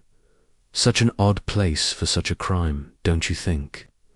Her voice was mild, but her eyes were keen, inviting his opinion. "Odds, the word," Bantry said, frowning. "Whole thing smells of a set-up to me. Those jewels stolen from that Ashford woman in Kent, they say didn't end up here by chance. Grayson was in over his head, I reckon. Got himself killed for it." He rocked on his heels, his military bearing undimmed by retirement. "Heard something at the club in London last week, by the way. That Lyle fellow, Clara's fiancé, has been flashing money about. New car, fancy dinners, the lot. Not the sort of thing a small-time art dealer pulls off without connections." He raised an eyebrow, as if testing her reaction. Miss Marple's needles, which she had taken up from her basket, clicked softly. "How interesting," she said, her tone one of polite surprise. "Mr. Lyle does seem prosperous, though I suppose the art trade can be lucrative, can't it? Still, it's curious, his wealth coinciding with this affair." She let the comment hang, her eyes on Bantry, who nodded sagely. "Curious, my foot," he said. "Man's up to his neck in it, if you ask me. Probably fencing those jewels through his galleries. Wouldn't be the first time a so-called gentleman played dirty. You mark my words, Miss Marple, there's a gang behind this, and Lyle's their front man." He puffed out his chest, satisfied with his deduction, and Miss Marple smiled, her expression serene. "A gang," she said thoughtfully. "Yes, that fits with what my nephew Raymond mentioned. The professional outfit, London-based. But the jewels, left so neatly. That's what puzzles me. A thief would have taken them, surely, unless they meant to point us elsewhere. Her words were soft, almost musing, but they carried weight, and Bantry's eyes narrowed. Point. Us elsewhere, he echoed. You mean a framer, by Jove, that's clever. You think someone staged it to look like a robbery gone wrong. He rubbed his chin, his skepticism giving way to intrigue. Miss Marple adjusted her hat, her fingers deft. I don't think anything yet, Colonel. I only wonder. The church is such a public place, and the jewels so conspicuous. It's almost as if someone wanted them found, and quickly. She paused, her gaze drifting to the altar. Mr. Gray, death feels personal, doesn't it? Not just a quarrel among thieves. Her tone was gentle, but her mind was racing, weaving Bantry's tidbit about Lyle into her pattern. They walked out together, Bantry offering his arm as they navigated the churchyard's uneven path. The sun was dipping low, casting long shadows from the yew trees, and Miss Marple paused to examine the spot near the vestry door where she had seen the footprint. It was gone now, erased by time and weather, but she pictured it clearly a man's boot, larger than Grayson's, pressed into the damp earth. She thought of Finch, the scarred stranger, and his questions at the Blue Boar. Had he stood here, watching, waiting? And was he Lyle's agent, or another player in the game? Back at her cottage, Miss Marple settled by the fire, her notebook open. She added Bantry's gossip about Lyle's wealth, underlining the art dealer's name. The pattern was emerging. She felt Grayson's death, the jewel's placement, Lyle's prosperity, Finch's disappearance, and the gang Raymond had described formed a web, its strands converging on London. She sketched a diagram, circling key elements: the church, the vestry door, the jewels, Lyle's galleries. Grayson, she posited, had been a reluctant courier, perhaps blackmailed into delivering the Ashford jewels. His murder suggested he had become a liability, threatening to expose the gang. The jewels, left behind, were a misdirection, pointing to a botched robbery while concealing the true motive silence. She thought of Clara, whose fear at their tea had been palpable, and Lyle, whose charm masked a calculating mind. Bantry's report of Lyle's wealth suggested profits beyond legitimate art sales, perhaps from fencing stolen goods. Finch, with his scarred face and London accent, was likely the gang's enforcer, sent to watch Grayson and, when necessary, eliminate him. The church, with its open vestry door and early service, was a convenient stage. Its sanctity a cruel irony. Miss Marple took up her knitting, the needle's rhythm steadying her thoughts. She recalled a case from her youth, a stolen brooch hidden in a curate's study to discredit him. The tactic was similar, but the stakes here were higher, the players more ruthless. Lyle, she suspected, was the linchpin, using his galleries as a front for the gang's operations. Clara, caught between love and doubt, was a weak link, one Miss Marple meant to explore. The evening deepened, the village settling into its quiet routines, Lent curtains drawn, the distant bark of a dog. Miss Marple rose to close her own curtains, pausing to look out at the darkened lane. St. Mary Mead was her world, its rhythms as familiar as her own heartbeat, yet it was not immune to the world's darkness.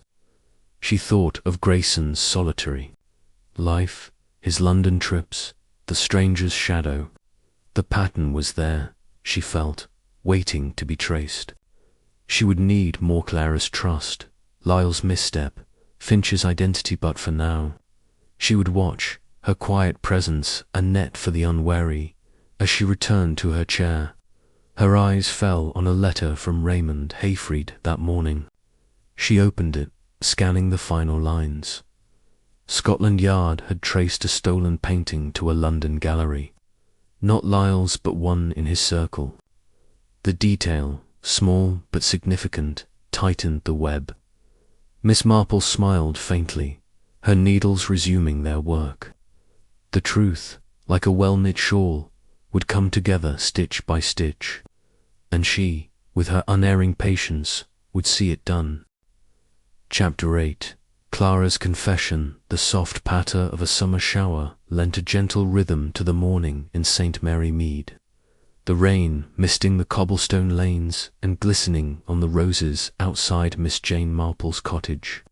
Seated in her parlour, with a tray of tea and a plate of Florence's ginger biscuits before her, Miss Marple adjusted her shawl and turned her attention to the delicate task at hand. Her notebook, open on the table, bore the fruits of her recent inquiry: sketches of the church, notes on Vincent Lyle's newfound wealth, and the elusive Mr. Finch, whose scarred face and abrupt departure from the Blue Boar marked him as a key figure in Harold Grayson's murder. Yet it was Clara Grayson, the victim's niece, who now occupied her thoughts. For Miss Marple sensed in the young woman a vulnerability that might unlock the mystery's heart. The past days had sharpened her understanding of the crime's contours. The jewels, stolen from Lady Ashford's manor and found so artfully arranged in St. Michael's Church, were a deliberate misdirection, she was certain, meant to suggest a botched robbery while concealing a darker purpose. Grayson, a retired clerk with quiet habits, had likely been a reluctant courier for a London-based gang, his occasional trips to the city a thread tying him to their operations. His death, delivered by a silver candlestick wiped clean of prints, spoke of calculation, not passion, and Miss Marple suspected Vincent Lyle, Clara's fiancé, as the gang's orchestrator, his art trade a convenient front for trafficking stolen goods. Finch, the scarred stranger, was likely the enforcer sent to silence Grayson when he became a threat.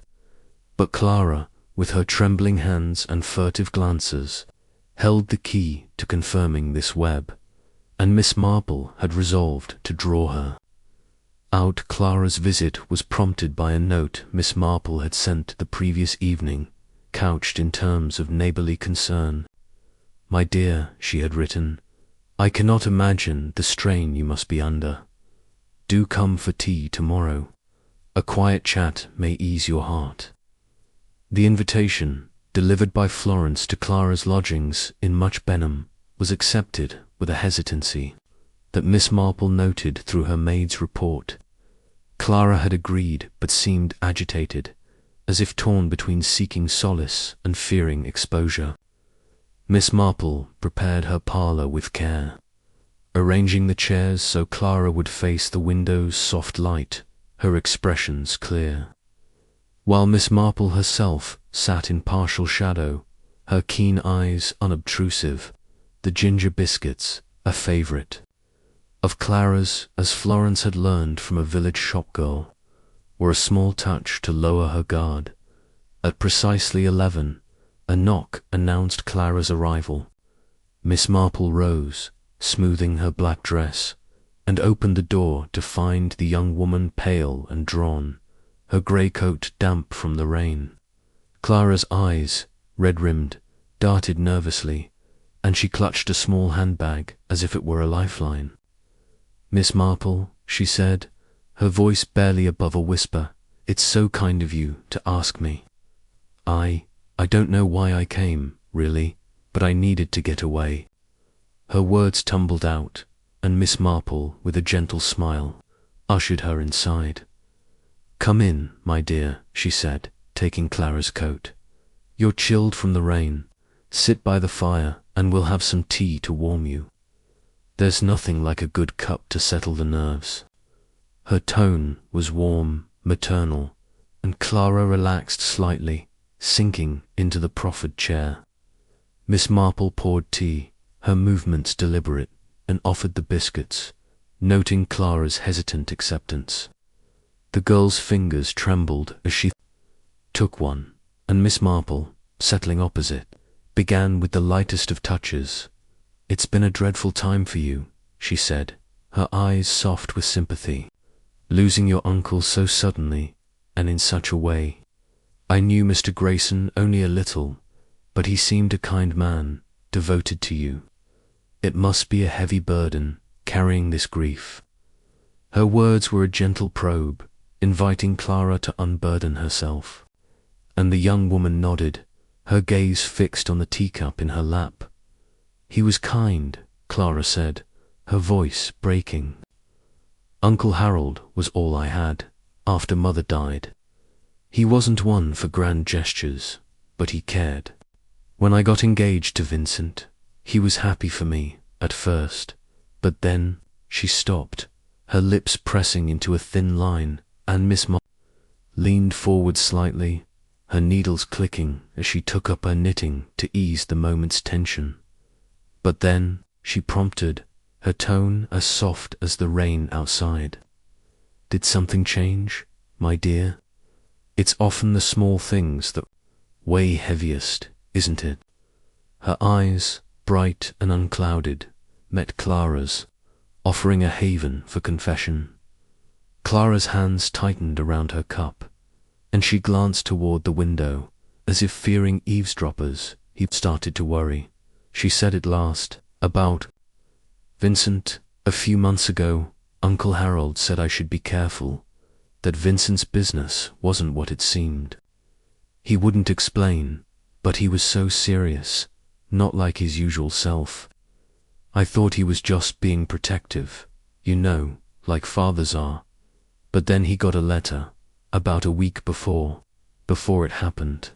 Her voice faltered, and she dabbed her eyes with a handkerchief. Miss Marple's needles paused, though her expression remained serene.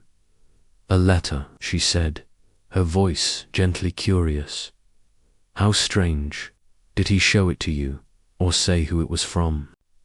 Her question was casual, but her mind was alert. The mention of a letter slotting into her pattern like a missing stitch. Clara shook her head, her fingers twisting the handkerchief. "He didn't show me. He read it at his cottage, when I was visiting. His face went pale, and he burned it in the fire, right there. I asked what was wrong, but he just said it was nothing, an old debt. But he was scared, Miss Marple. I could see it in his eyes. I should have pressed him, but I didn't. Want to upset him?" Tears spilled down her cheeks, and Miss Marple reached out, patting her hand with a touch as light as a butterfly. "You mustn't blame yourself," she said. "We often see more clearly after the fact. But this letter, it sounds important. Did he mention anything else, perhaps, about his trips to London, or anyone he met there?" Her tone was soothing, but her question was precise, aimed at the heart of Grayson's secret life. Clara hesitated, her gaze dropping to the floor. "He didn't talk about London much, just said he had to see people, old colleagues. But once, when I was leaving, I heard him on the telephone, speaking low. He mentioned a name, Finch, I think. I didn't catch the rest, and he hung up quickly when he saw me. I thought it was business, but now I don't know." Her voice trembled, and she looked at Miss Marple, her eyes pleading for guidance. Miss Marple's heart quickened, though her face betrayed nothing. Finch, the scarred stranger from the Blue Boar, the loiterer Mr. Clement had seen near the vestry. Clara's mention of the name was a thread pulled taut, linking Grayson directly to the man Miss Marple suspected as the killer. She resumed her knitting, the needle's rhythm a steady counterpoint to her racing thoughts. "Finch," she said thoughtfully, "how curious, and you've no idea what they discussed."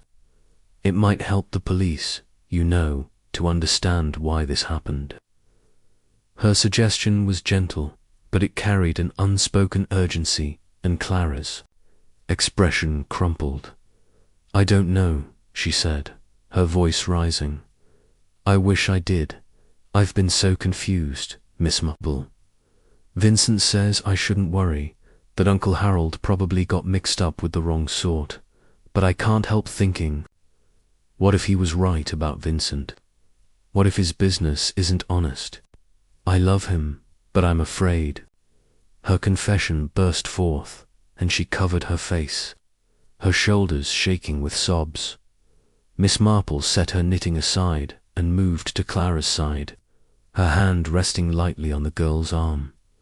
There, she murmured. It's a heavy thing to doubt someone you care for. But you've done right to speak, my dear. Keeping secrets only makes them heavier. Her words were a bomb, but her mind was racing. Clara's words confirming her suspicions of Lyle. The letter, burned in haste, suggested a threat, perhaps from Finch or the gang, warning Grayson to stay silent. His fear and his warning to Clara pointed to Lyle as the source of his unease. His art trade a facade for criminal dealings. She guided Clara to take a sip of tea, her touch steadying. You mentioned Vincent's business, she said, her tone careful. Has he ever spoken? Of his clients, or the art he sells? Sometimes, you know, men keep things from those they love, thinking it protects them. Her question was a delicate probe, and Clara, wiping her eyes, nodded slowly. He doesn't tell me much, she said. Says it's dull, all invoices and auctions. But he's been busier lately, traveling more, and he's bought things a new watch, a painting for his flat. I asked where the money came from, and he laughed, said he'd sold a rare canvas. But Uncle Harold's words keep coming back, and I wonder.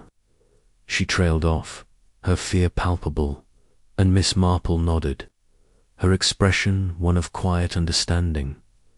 It's natural to wonder, she said, and it's wise to trust your instincts. But let's not jump to conclusions. You're under a great strain, and it's easy to see shadows where there are none. Why don't you rest here a while? I'll fetch another biscuit, and we'll talk of lighter things. Her suggestion was kind, but her purpose was twofold, to calm Clara and to give herself time to think. She rose, moving to the sideboard, her mind weaving Clara's confession into her pattern. The letter, she thought, was crucial a threat, likely from Finch or Lyle, warning Grayson against betrayal. His mention of Finch on the telephone suggested direct contact, perhaps a meeting that led to his death. Clara's doubt about Lyle, coupled with Colonel Bantry's report of his wealth, pointed to the art dealer as the gang's linchpin, using his galleries to move stolen goods. Grayson, she posited, had been coerced into delivering the Ashford jewels, perhaps under threat to Clara, and killed when he demanded more or threatened to talk. The jewels' placement, so deliberate, was a ruse to mislead the police, while Finch's role as enforcer tied the crime to London. Miss Marple returned with the biscuits, her smile reassuring. They spoke of village matters, the fete. The choir's new anthems, Clara's tension easing under the older woman's gentle guidance. But as the girl prepared to leave, Miss Marple offered a final word, her tone grave. Be careful, my dear, she said, her eyes holding Clara's. Trust your heart, but keep your eyes open. And if you feel unsafe, come to me, day or night. Her warning was veiled, but Clara nodded, her expression a mix of gratitude and resolve. Alone again. Miss Marple settled by the fire, her notebook open. She added Clara's confession, the letter, the name Finch, Lyle's prosperity underlining the art dealer's role. The pattern was clear now. Grayson's death was a silencing, the jewels a distraction. Lyle, the mastermind, Finch, the executioner. Clara, caught in the web, was both a victim and a key. Her love for Lyle, a weakness the gang exploited. Miss Marple thought of a maid she had known years ago, whose devotion to a dishonest suitor led to her ruin. The parallel was imperfect, but it strengthened her resolve to protect Clara and expose Lyle. The rain had stopped, and a weak sun broke through the clouds, casting a soft light across the parlour. Miss Marple took up her knitting, the needles, rhythm a steady pulse. She would need more proof of Lyle's dealings, Finch's whereabouts, a way to break Clara's loyalty. For now, she would watch, her quiet presence a trap for the unwary. St. Mary Mead, with its gentle facade, hid secrets as deep as any city, and Miss Marple, with her unerring eye, would unravel them, stitch by careful stitch. Chapter 9. The trap. The golden haze of a midsummer afternoon draped St. Mary Mead in a languid calm. The village's lanes, quiet, save for the hum of bees and the occasional clatter of a passing cart. Miss Jane Marple, seated in her parlour with a pot of Earl Grey and her ever-present knitting, gazed through the lace-curtained window at the familiar scene roses, nodding in the breeze, the church spire piercing the sky. Yet her thoughts were far from serene. Weaving an intricate web around the murder of Harold Grayson, the stolen jewels, and the shadowy figures of Vincent Lyle and the scarred stranger, Mr. Finch, Clara Grayson's confession with its revelations of her uncle's fears and a burned letter had sharpened Miss Marple's sense of the crime's contours, and she felt the time had come to act, to set a trap that would expose the guilty and protect the innocent. Her notebook, open on the table, was a tapestry of clues, the jewel's deliberate placement in St. Michael's Church, suggesting a staged scene. Grayson's London trips, hinting at his role as a coerced courier. Lyle's prosperity, likely from fencing stolen goods. And Finch, the gang's enforcer, linked to Grayson by Clara's overheard phone call. The pattern was Clara criminal. Syndicate with Lyle as its polished front and Finch as its blunt instrument had silenced Grayson to protect their scheme.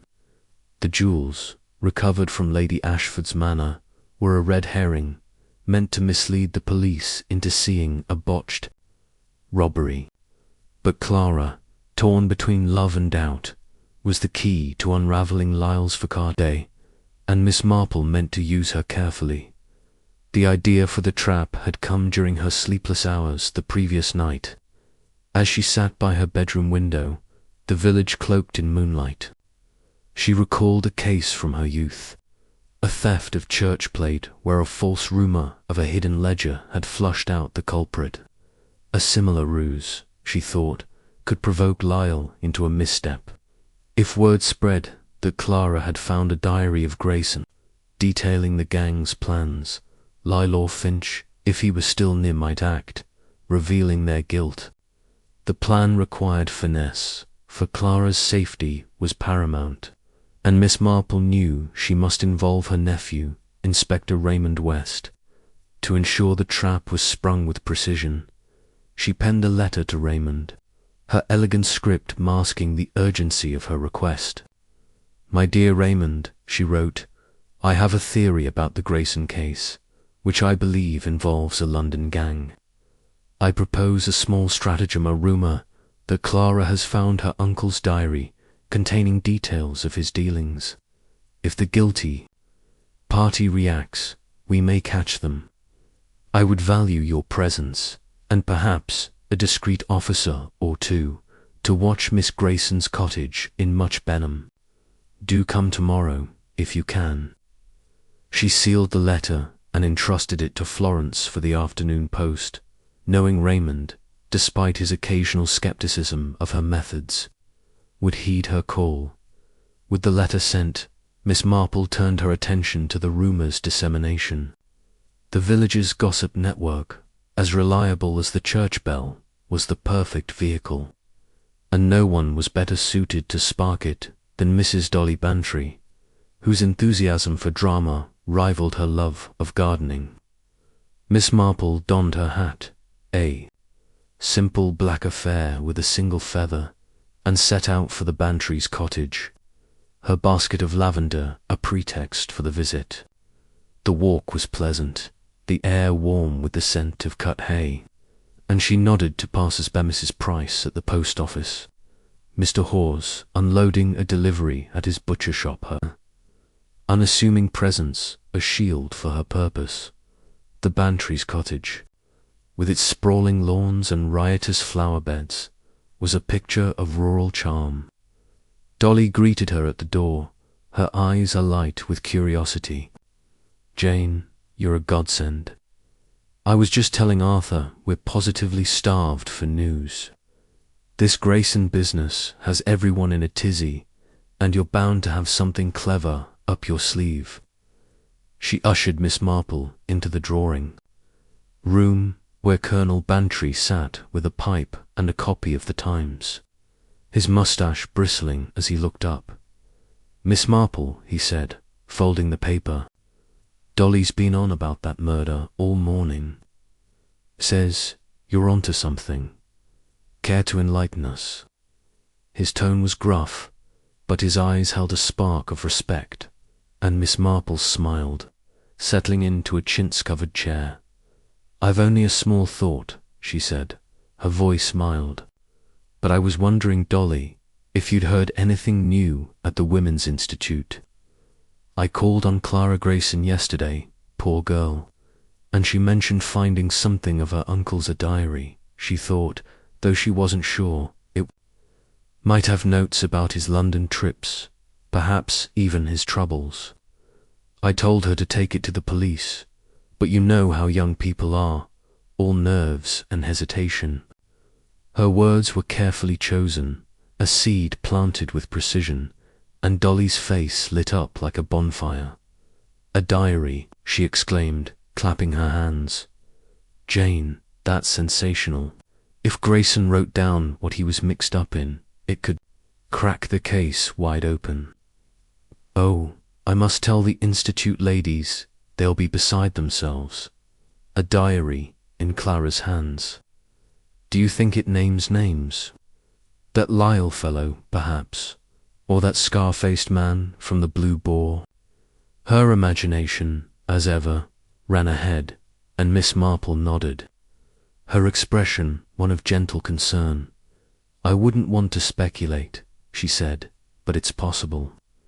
Clara was so distressed, I advised her to keep it safe until she speaks to Inspector West, though I do worry she's alone in much Benham, and if someone heard about it."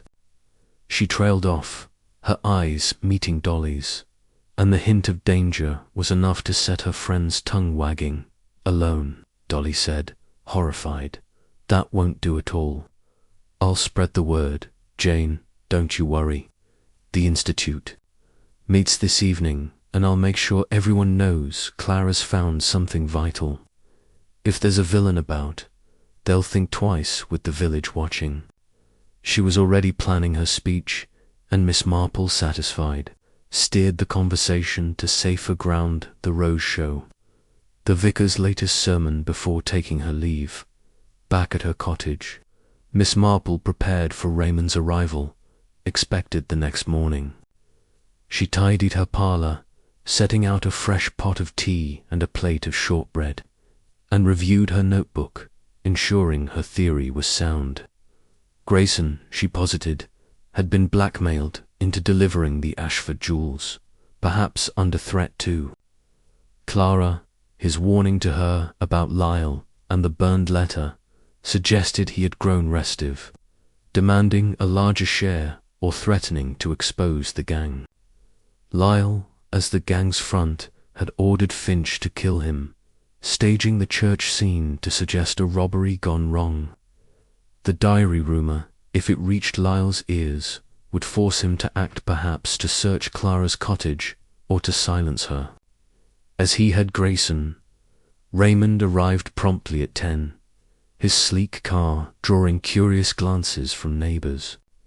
A tall man with a scholar's stoop and a detective's keen eyes. He greeted his aunt with a mix of affection and exasperation. "Aunt Jane," he said, settling into her parlor, "your letter was suitably cryptic, but I know better than to ignore it. A diary, really. Have you got Clara Grayson hiding it under her bed, or is this one of your famous hunches?" His tone was teasing, but his notebook was open, and Miss Marple smiled, pouring tea. "Not a hunch, Raymond," she said, her voice soft but firm. "A strategy. Clara mentioned a burned letter and her uncle's fears about Lyle. I believe Grayson was a courier for a London gang, coerced into delivering the Ashford jewels. He was killed to keep him quiet, and the jewels left to mislead us. Lyle, I suspect, is the gang's front, using his art trade as cover. The scarred man, Finch, is their enforcer.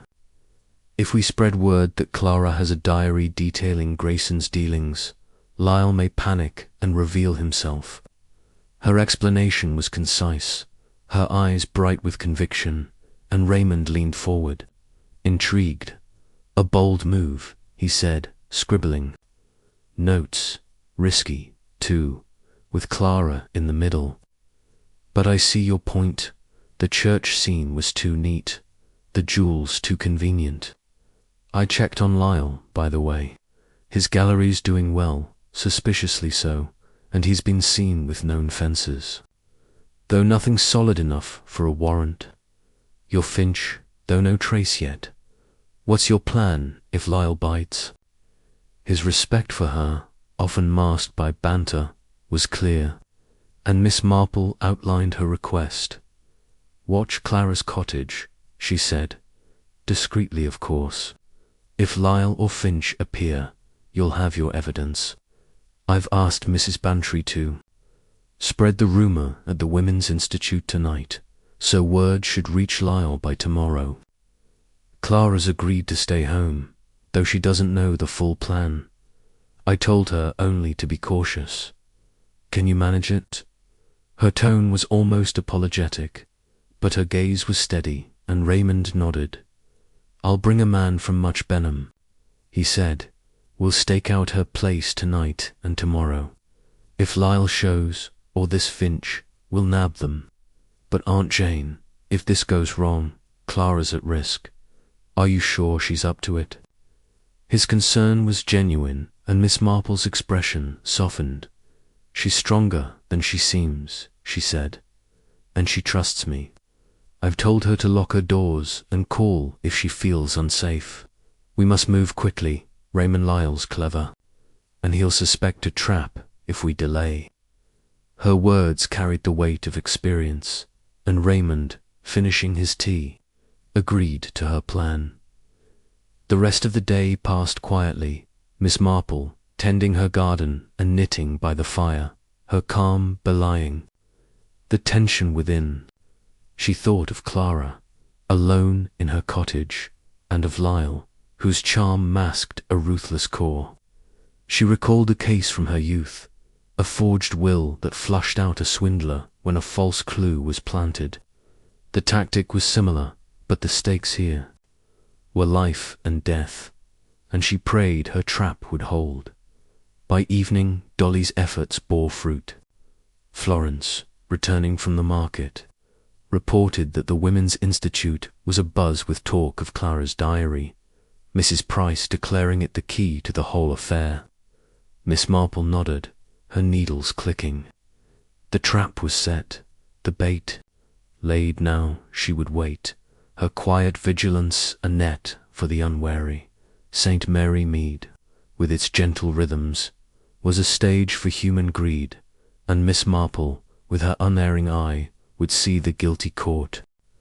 Chapter 10. The diary ruse. The twilight of a warm June evening draped St. Mary Mead in a velvet hush. the village's cottages glowing with lamplight as the day's heat gave way to a gentle breeze. Miss Jane Marple, seated in her parlour with a cup of chamomile tea, watched the shadows lengthen across her rose garden, her knitting idle in her lap. The air was fragrant with lavender, and the distant trill of a nightingale carried through the open window, yet her thoughts were fixed on the delicate trap she had set.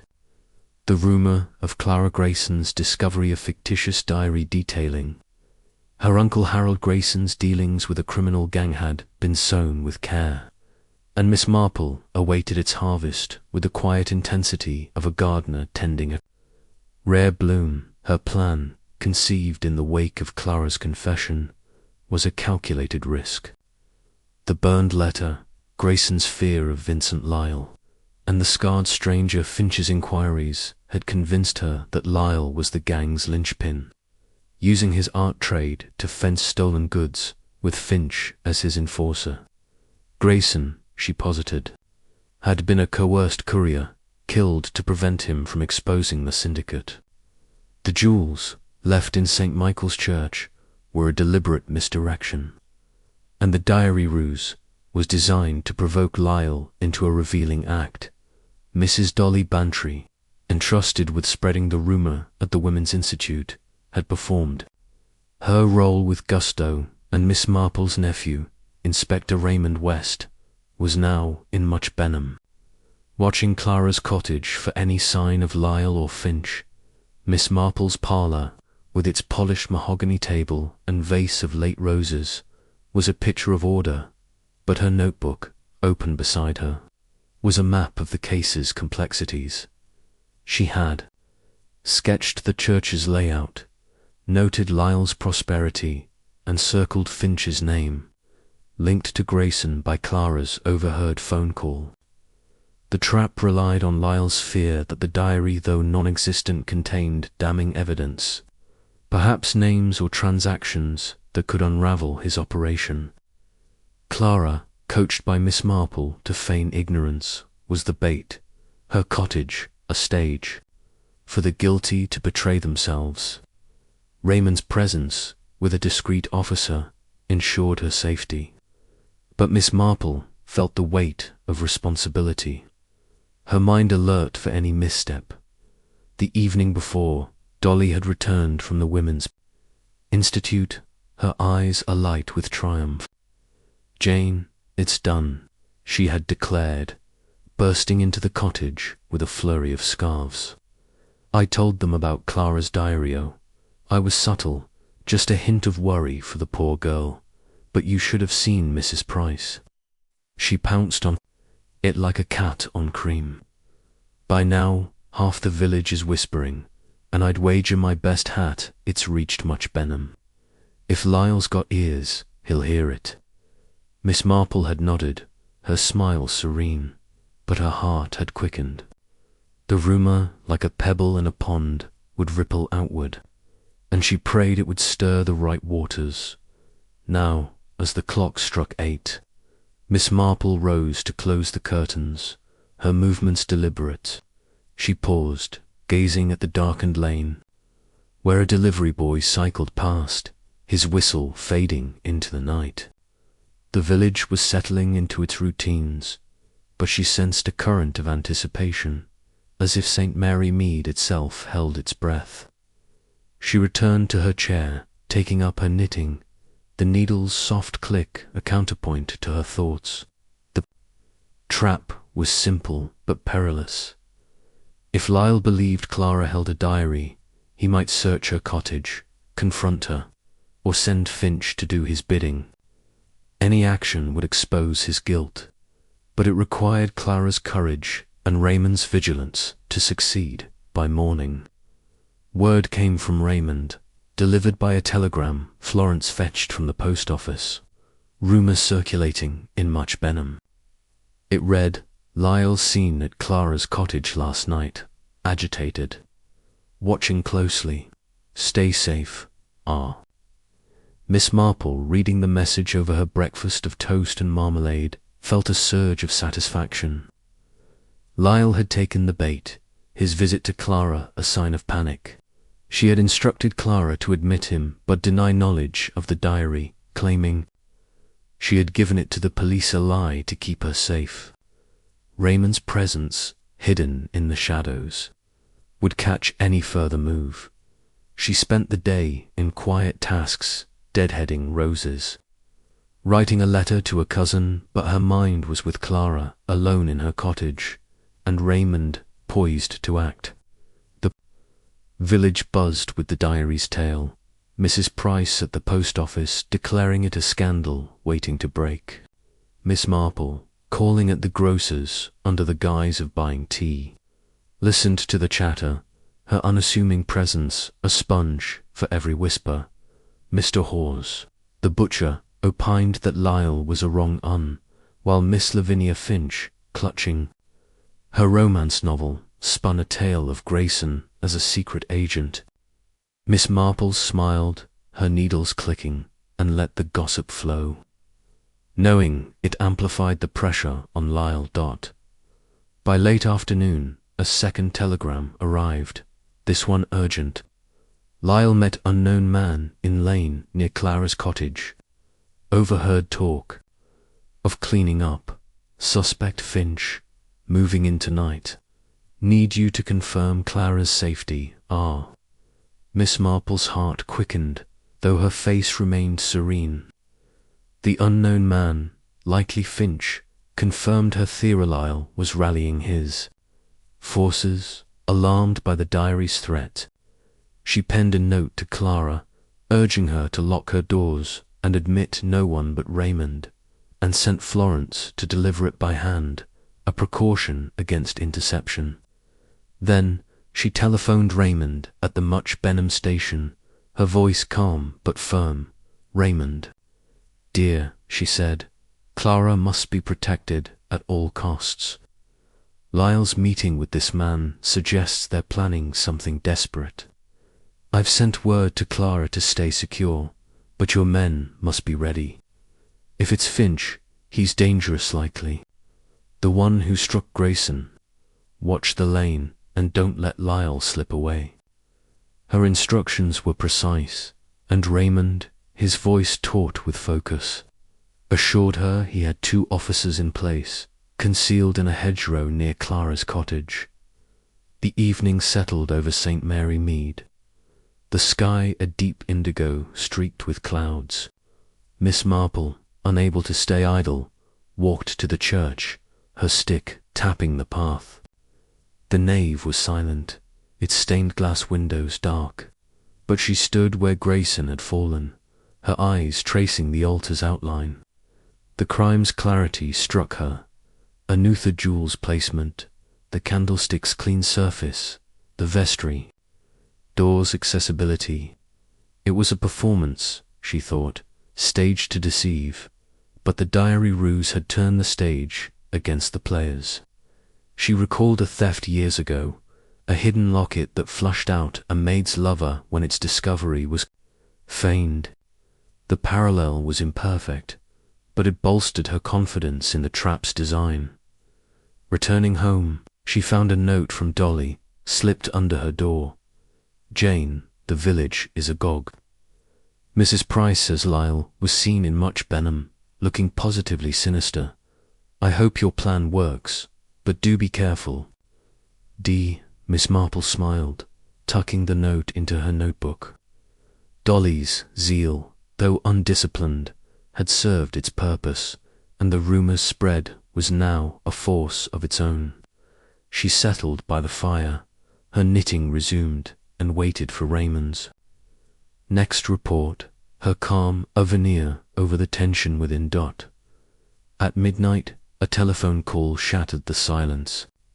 Raymond's voice, clipped but triumphant, came through the line. "Aunt Jane, we've got them.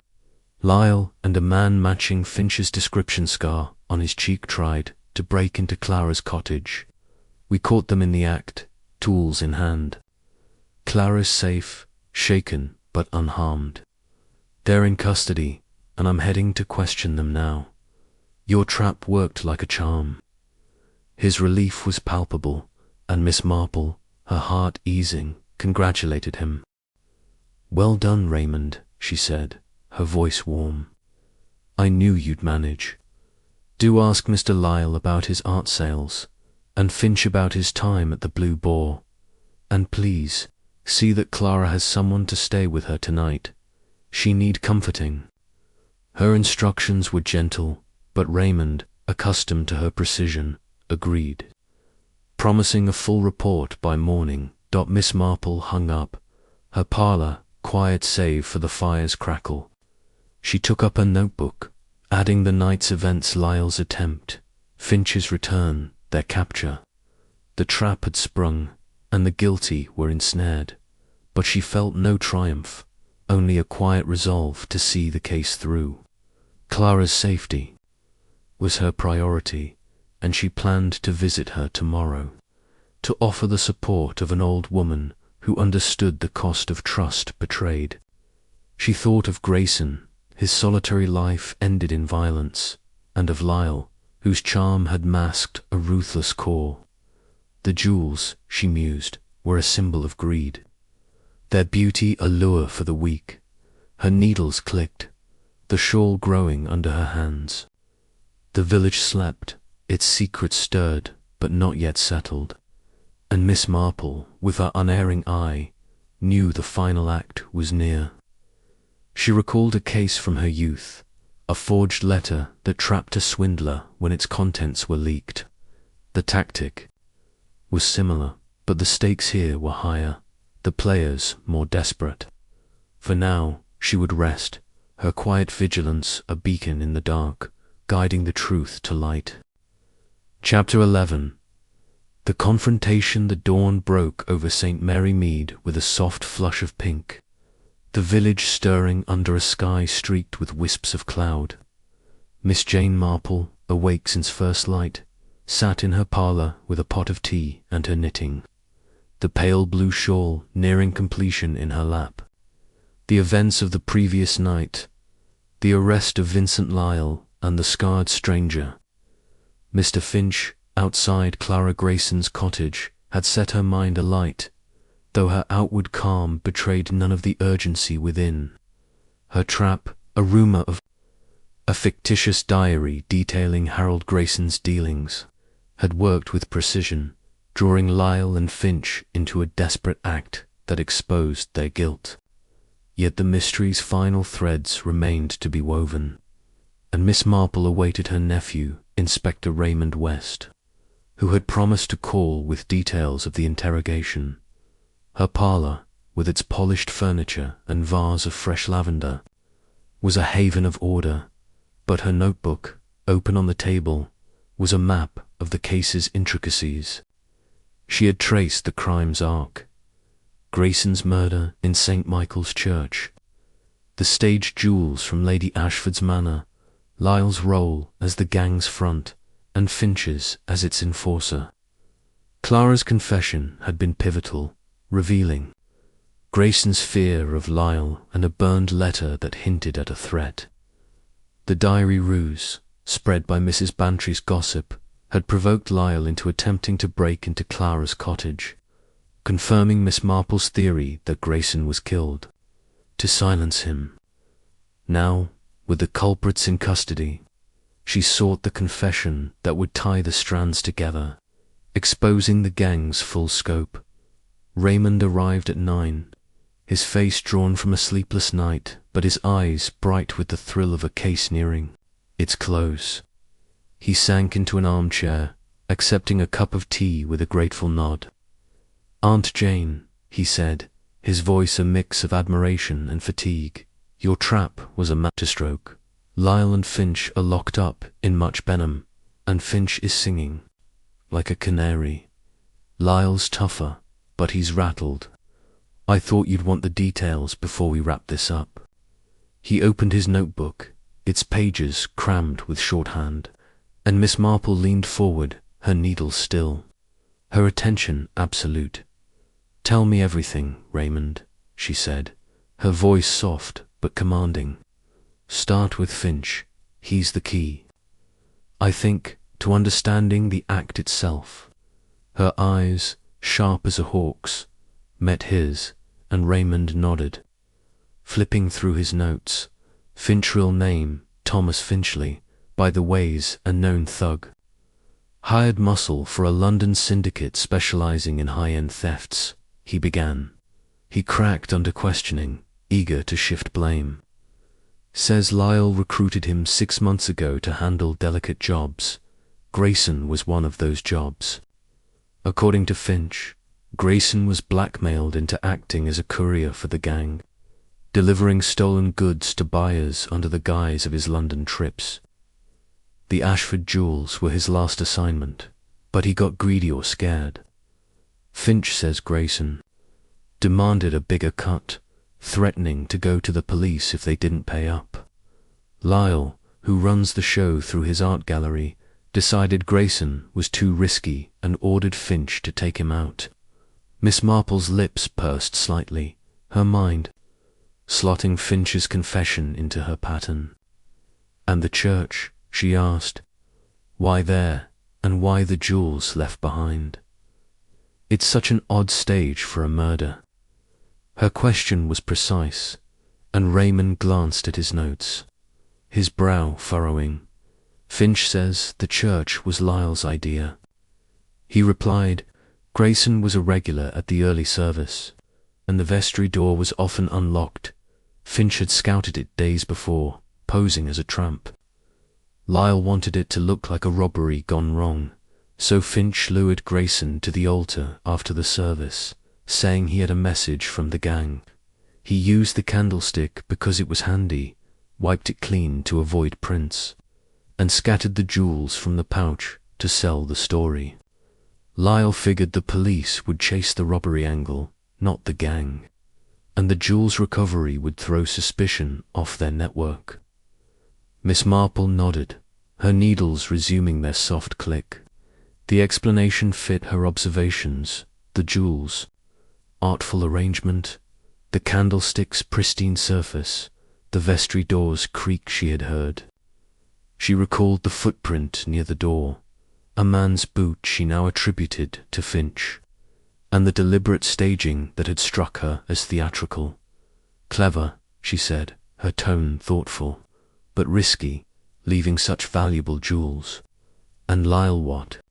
Does he say? He's not the sort to confess easily, I imagine. Her eyes crinkled, and Raymond gave a wry smile. Lyle's a hard nut, he admitted. Claims he's just an art dealer, caught in a misunderstanding. Says he went to Clara's cottage to protect her, hearing about the diary from village gossip. Denies knowing Finch, though we caught them together. But Finch's confession implicates him directly, says Lyle planned every detail, even chose the candlestick to avoid carrying a weapon. We're searching Lyle's gallery now, and I've got a hunch we'll find records of fenced goods. His wealth-new car, fancy flat doesn't add up on an art dealer's income. He sipped his tea, his confidence growing, and Miss Marple's smile widened. How interesting, she said. It's much as I thought. Lyle used his gallery as a front, moving stolen items like the Ashford jewels through legitimate sales. Grayson, poor man, was likely pressured, perhaps, a threat to Clara to comply. When he rebelled, Lyle saw no choice but to eliminate him. The church, with its sanctity, was a cruel irony, wasn't it? A place of truth turned into a lie. Her words were soft, but they carried a quiet indignation, and Raymond nodded, scribbling a note. That's it exactly, he said. Finch mentioned a ledger at Lyle's gallery, hidden in a safe, listing their transactions. If we find it, we'll have the gang's network, buyers, fencers, the lot. Clara's safe, by the way. She's with a neighbour in Much Benham, shaken but holding up. She's asking for you, says you gave her courage to face Lyle's visit. His respect was clear, and Miss Marple's eyes softened, though her mind remained sharp. I'm glad she's safe, she said. poor girl, caught in such a tangle. I'll visit her tomorrow, to offer what comfort I can. But tell me, Raymond, what of the letter Clara mentioned, the one Grayson burned? Did Finch know of it? Her question was a final probe, tying up a loose thread, and Raymond flipped back through his notes. Finch confirmed it, he said. Lyle sent Grayson a warning, typed to avoid handwriting, threatening Clara if he didn't deliver the jewels. Grayson burned it, but it spooked him, made him reckless. That's when he started pushing for more money, which sealed his fate. Finch says Lyle kept copies of such letters, part of his control over the couriers. We'll look for them in the gallery search. He closed his notebook, his exhaustion tempered by triumph, and Miss Marple leaned back, her knitting resumed. The confession, she thought, was a tapestry complete Grayson's role. Lyle's cunning, Finch's brutality, all laid bare. She pictured the church, its nave a stage for deception, and the jewels gleaming in the morning light. A lure for the unwary. The irony struck her anew. A sanctuary, meant for truth, had unraveled the gang's lies. Thanks to her quiet persistence, she recalled a case from her youth, a stolen chalice hidden in a vicar's garden to frame an innocent man. The tactic was similar, but here the stakes were higher, the deception deeper. Raymond rose, stretching his shoulders. I'm off too much Benham to oversee the search, he said. We'll charge Lyle and Finch with murder and conspiracy, and with luck, we'll round up the rest of the gang. You've done it again, Aunt Jane. Scotland Yard could use you full-time. His tone was half-joking, but his eyes held genuine awe, and Miss Marple chuckled, waving a hand. Nonsense, Raymond, she said. I'm only an old woman who notices things. Do give Clara my regards, and tell her to rest. She's been through enough. Her dismissal was gentle, but her mind was already turning to the aftermath, Clara's recovery. The village's reaction, the jewels returned to Lady Ashford. Raymond left, his car rumbling down the lane, and Miss Marple settled by the window, her needles clicking. The village woke fully, its rhythms resuming, children playing in the square, Mrs. Price bustling at the post office, the milk carts. Clatter. Miss Marple watched, her thoughts drifting to Clara, whose trust in Lyle had been shattered.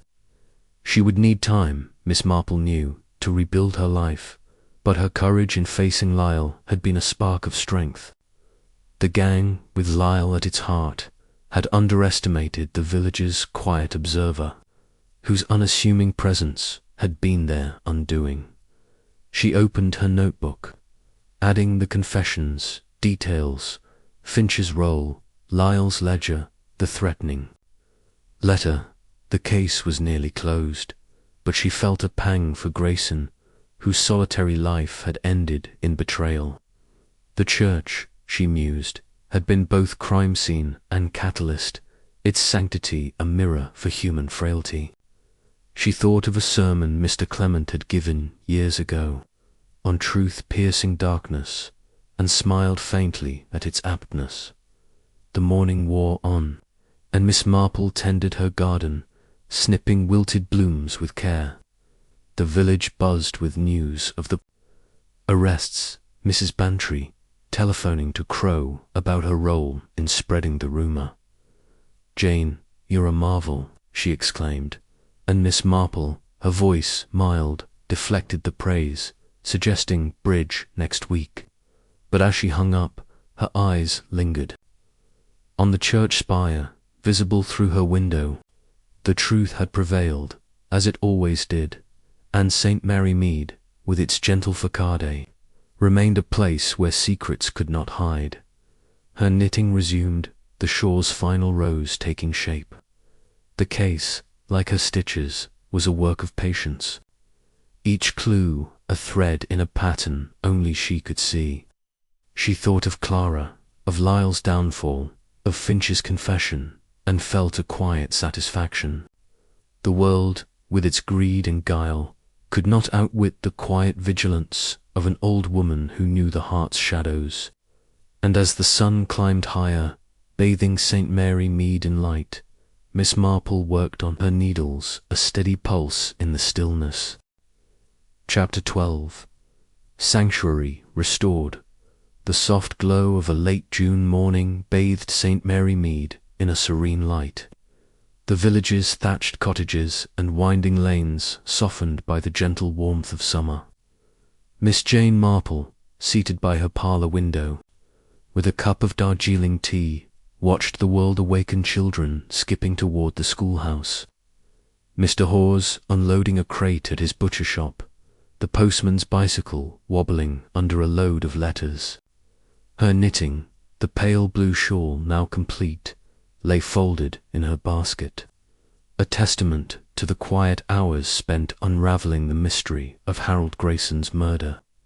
The arrests of Vincent Lyle and Thomas Finchley, known as Finch, had brought the case to a close, yet Miss Marple's mind lingered on the human cost Clara Grayson's shattered trust, the village's shaken peace, and the church's tarnished sanctity. Her notebook, closed on the table, held the case's final entries. Finch's confession, detailing his role as the gang's enforcer. Lyle's orchestration, using his art gallery to fence stolen goods. And Grayson's tragic end, a coerced courier killed to ensure his silence.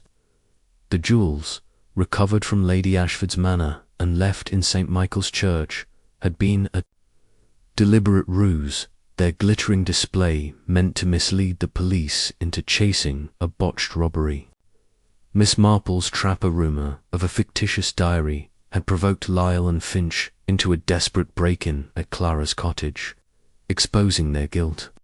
Now, with the culprits awaiting trial, she felt a quiet resolve to tie up the loose ends, to restore the balance disrupted by greed and violence.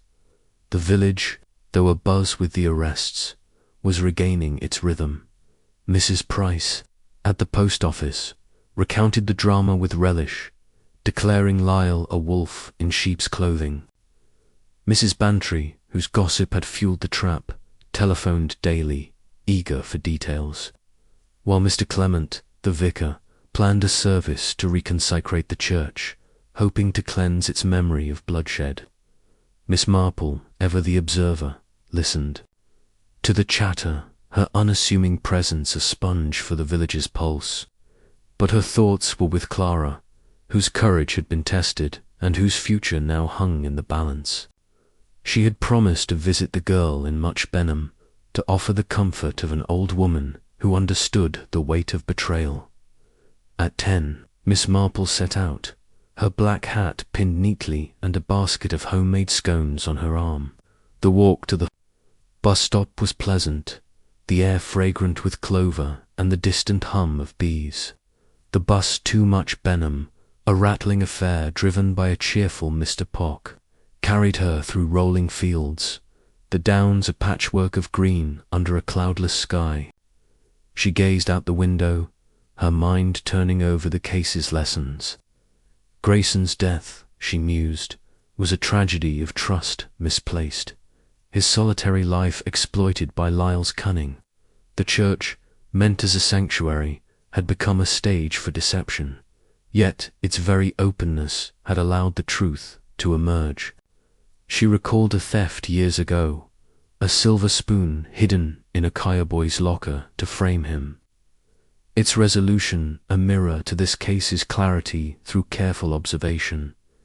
Clara's cottage, a modest affair with a tidy garden, stood at the edge of Much Benham. Miss Marple knocked, and Clara opened the door, her face pale but composed, her grey dress a shade less severe than before. "Miss Marple," she said, her voice steady despite the shadows under her eyes, "I'm so glad you came. I don't know how to thank you. You saved me, I think." Her gratitude was raw, and Miss Marple, with a gentle smile, stepped inside. setting her basket on a table cluttered with books and sewing. "Nonsense, my dear," she said, patting Clara's hand. "You saved yourself with your courage. I only gave a little nudge. Now, let's have some tea, and you can tell me how you're managing." Her tone was warm, maternal, and Clara nodded, fetching a teapot as they settled in the small sitting room, its windows open to the breeze. Over tea and scones, Clara unburdened herself, her words halting at first but gaining strength. "I was such a fool," she said, staring into her cup. "I loved Vincent, believed his promises. Even when Uncle Harold warned me, I thought he was mistaken. But you saw through him, Miss Marple. How did you know?" Her eyes, searching, met Miss Marple's, and the older woman's expression softened, though her mind remained sharp. "I didn't know Clara," she said, her voice gentle. "I only noticed things the way Mr. Lyle watched you, too carefully, like a man guarding a secret. Your uncle's fear, the jewel's odd placement, the stranger's questions. They were like stitches in a pattern, and I've seen such patterns before. People, you see, are much the same, whether in St. Mary, Mead, or London. Greed makes them careless, and carelessness leaves traces." Her explanation was simple, but it carried the weight of experience, and Clara nodded, a spark of resolve in her eyes. "I'm leaving Much Benham," she said, straightening. "There's a typing job in London, with a firm that sounds decent. I need a fresh start, away from all this. I'll never forget Uncle Harold or what you did, but I want to be strong like you." Her voice trembled, but her chin lifted, and Miss Marple's heart warmed at the girl's resilience. "You are strong," she said, her eyes crinkling, "and London will suit you, I think. It's a busy place, but there's goodness there. If you look for it, write to me, won't you? An old woman likes to hear from her friends." Her words were a bridge, offering Clara a lifeline, and the girl smiled, a tentative but genuine curve of her lips. They spoke a while longer, of practical matters, Clara's lodging plans, the sale of Grayson's cottage, and Miss Marple left her with the scones and a promise to visit if she passed through London. The bus ride back was quiet, Mr. Pock humming a tune, and Miss Marple gazed at the fields, her thoughts drifting to the case's resolution. The jewels, Raymond had confirmed, were en route to Lady Ashford, their return a small restoration of justice. Lyle and Finch faced trial, their gang's network unravelling as Scotland Yard searched Lyle's gallery, uncovering a ledger of illicit sales. The church, she learned from a note Mr. Clement had sent, would be reconsecrated Sunday, a ceremony she planned to attend back in St. Mary Mead. Miss Marple found a visitor awaiting her, Colonel Bantry, his tweed cap in hand, standing at her gate. "Miss Marple," he said, his moustache bristling with approval. "Dolly's been singing your praises, and I had to come myself. Cracked the case, didn't you? That diary, trick pure genius. Scotland Yard's got nothing on you." His admiration was gruff but sincere, and Miss Marple, ushering him into her parlour, offered a modest smile. "Hardly genius, Colonel," she said, pouring tea. "I only listened and watched. The village does the rest. You know people talk, and truth slips out. Would you like a biscuit? Florence made them fresh." Her deflection was practiced, but Bantry, settling into a chair, pressed on, listened. "My foot," he said, taking a biscuit. "You saw through that Lyle chap from the start. Dolly says you're a marvel, and for once, I agree. How'd you do it, eh? Spot the rot in him." His curiosity was genuine, and Miss Marple, her needles clicking as she began a new project. A scarf, perhaps, considered her answer. "It's not so mysterious," she said, her eyes crinkling. "Mr. Lyle was too smooth, like a young man I knew years ago, a charmer who sold dud shares. He watched Clara too closely, and his wealth didn't match his trade. Then there was poor Mr. Grayson, so frightened, and the jewels, left like a stage prop. It was a pattern, Colonel, and I've seen such patterns before. Greed, fear, betrayal. They leave marks, if you know where to look." Her explanation was gentle, but it carried the weight of a lifetime's observation, and Bantry nodded, impressed despite himself.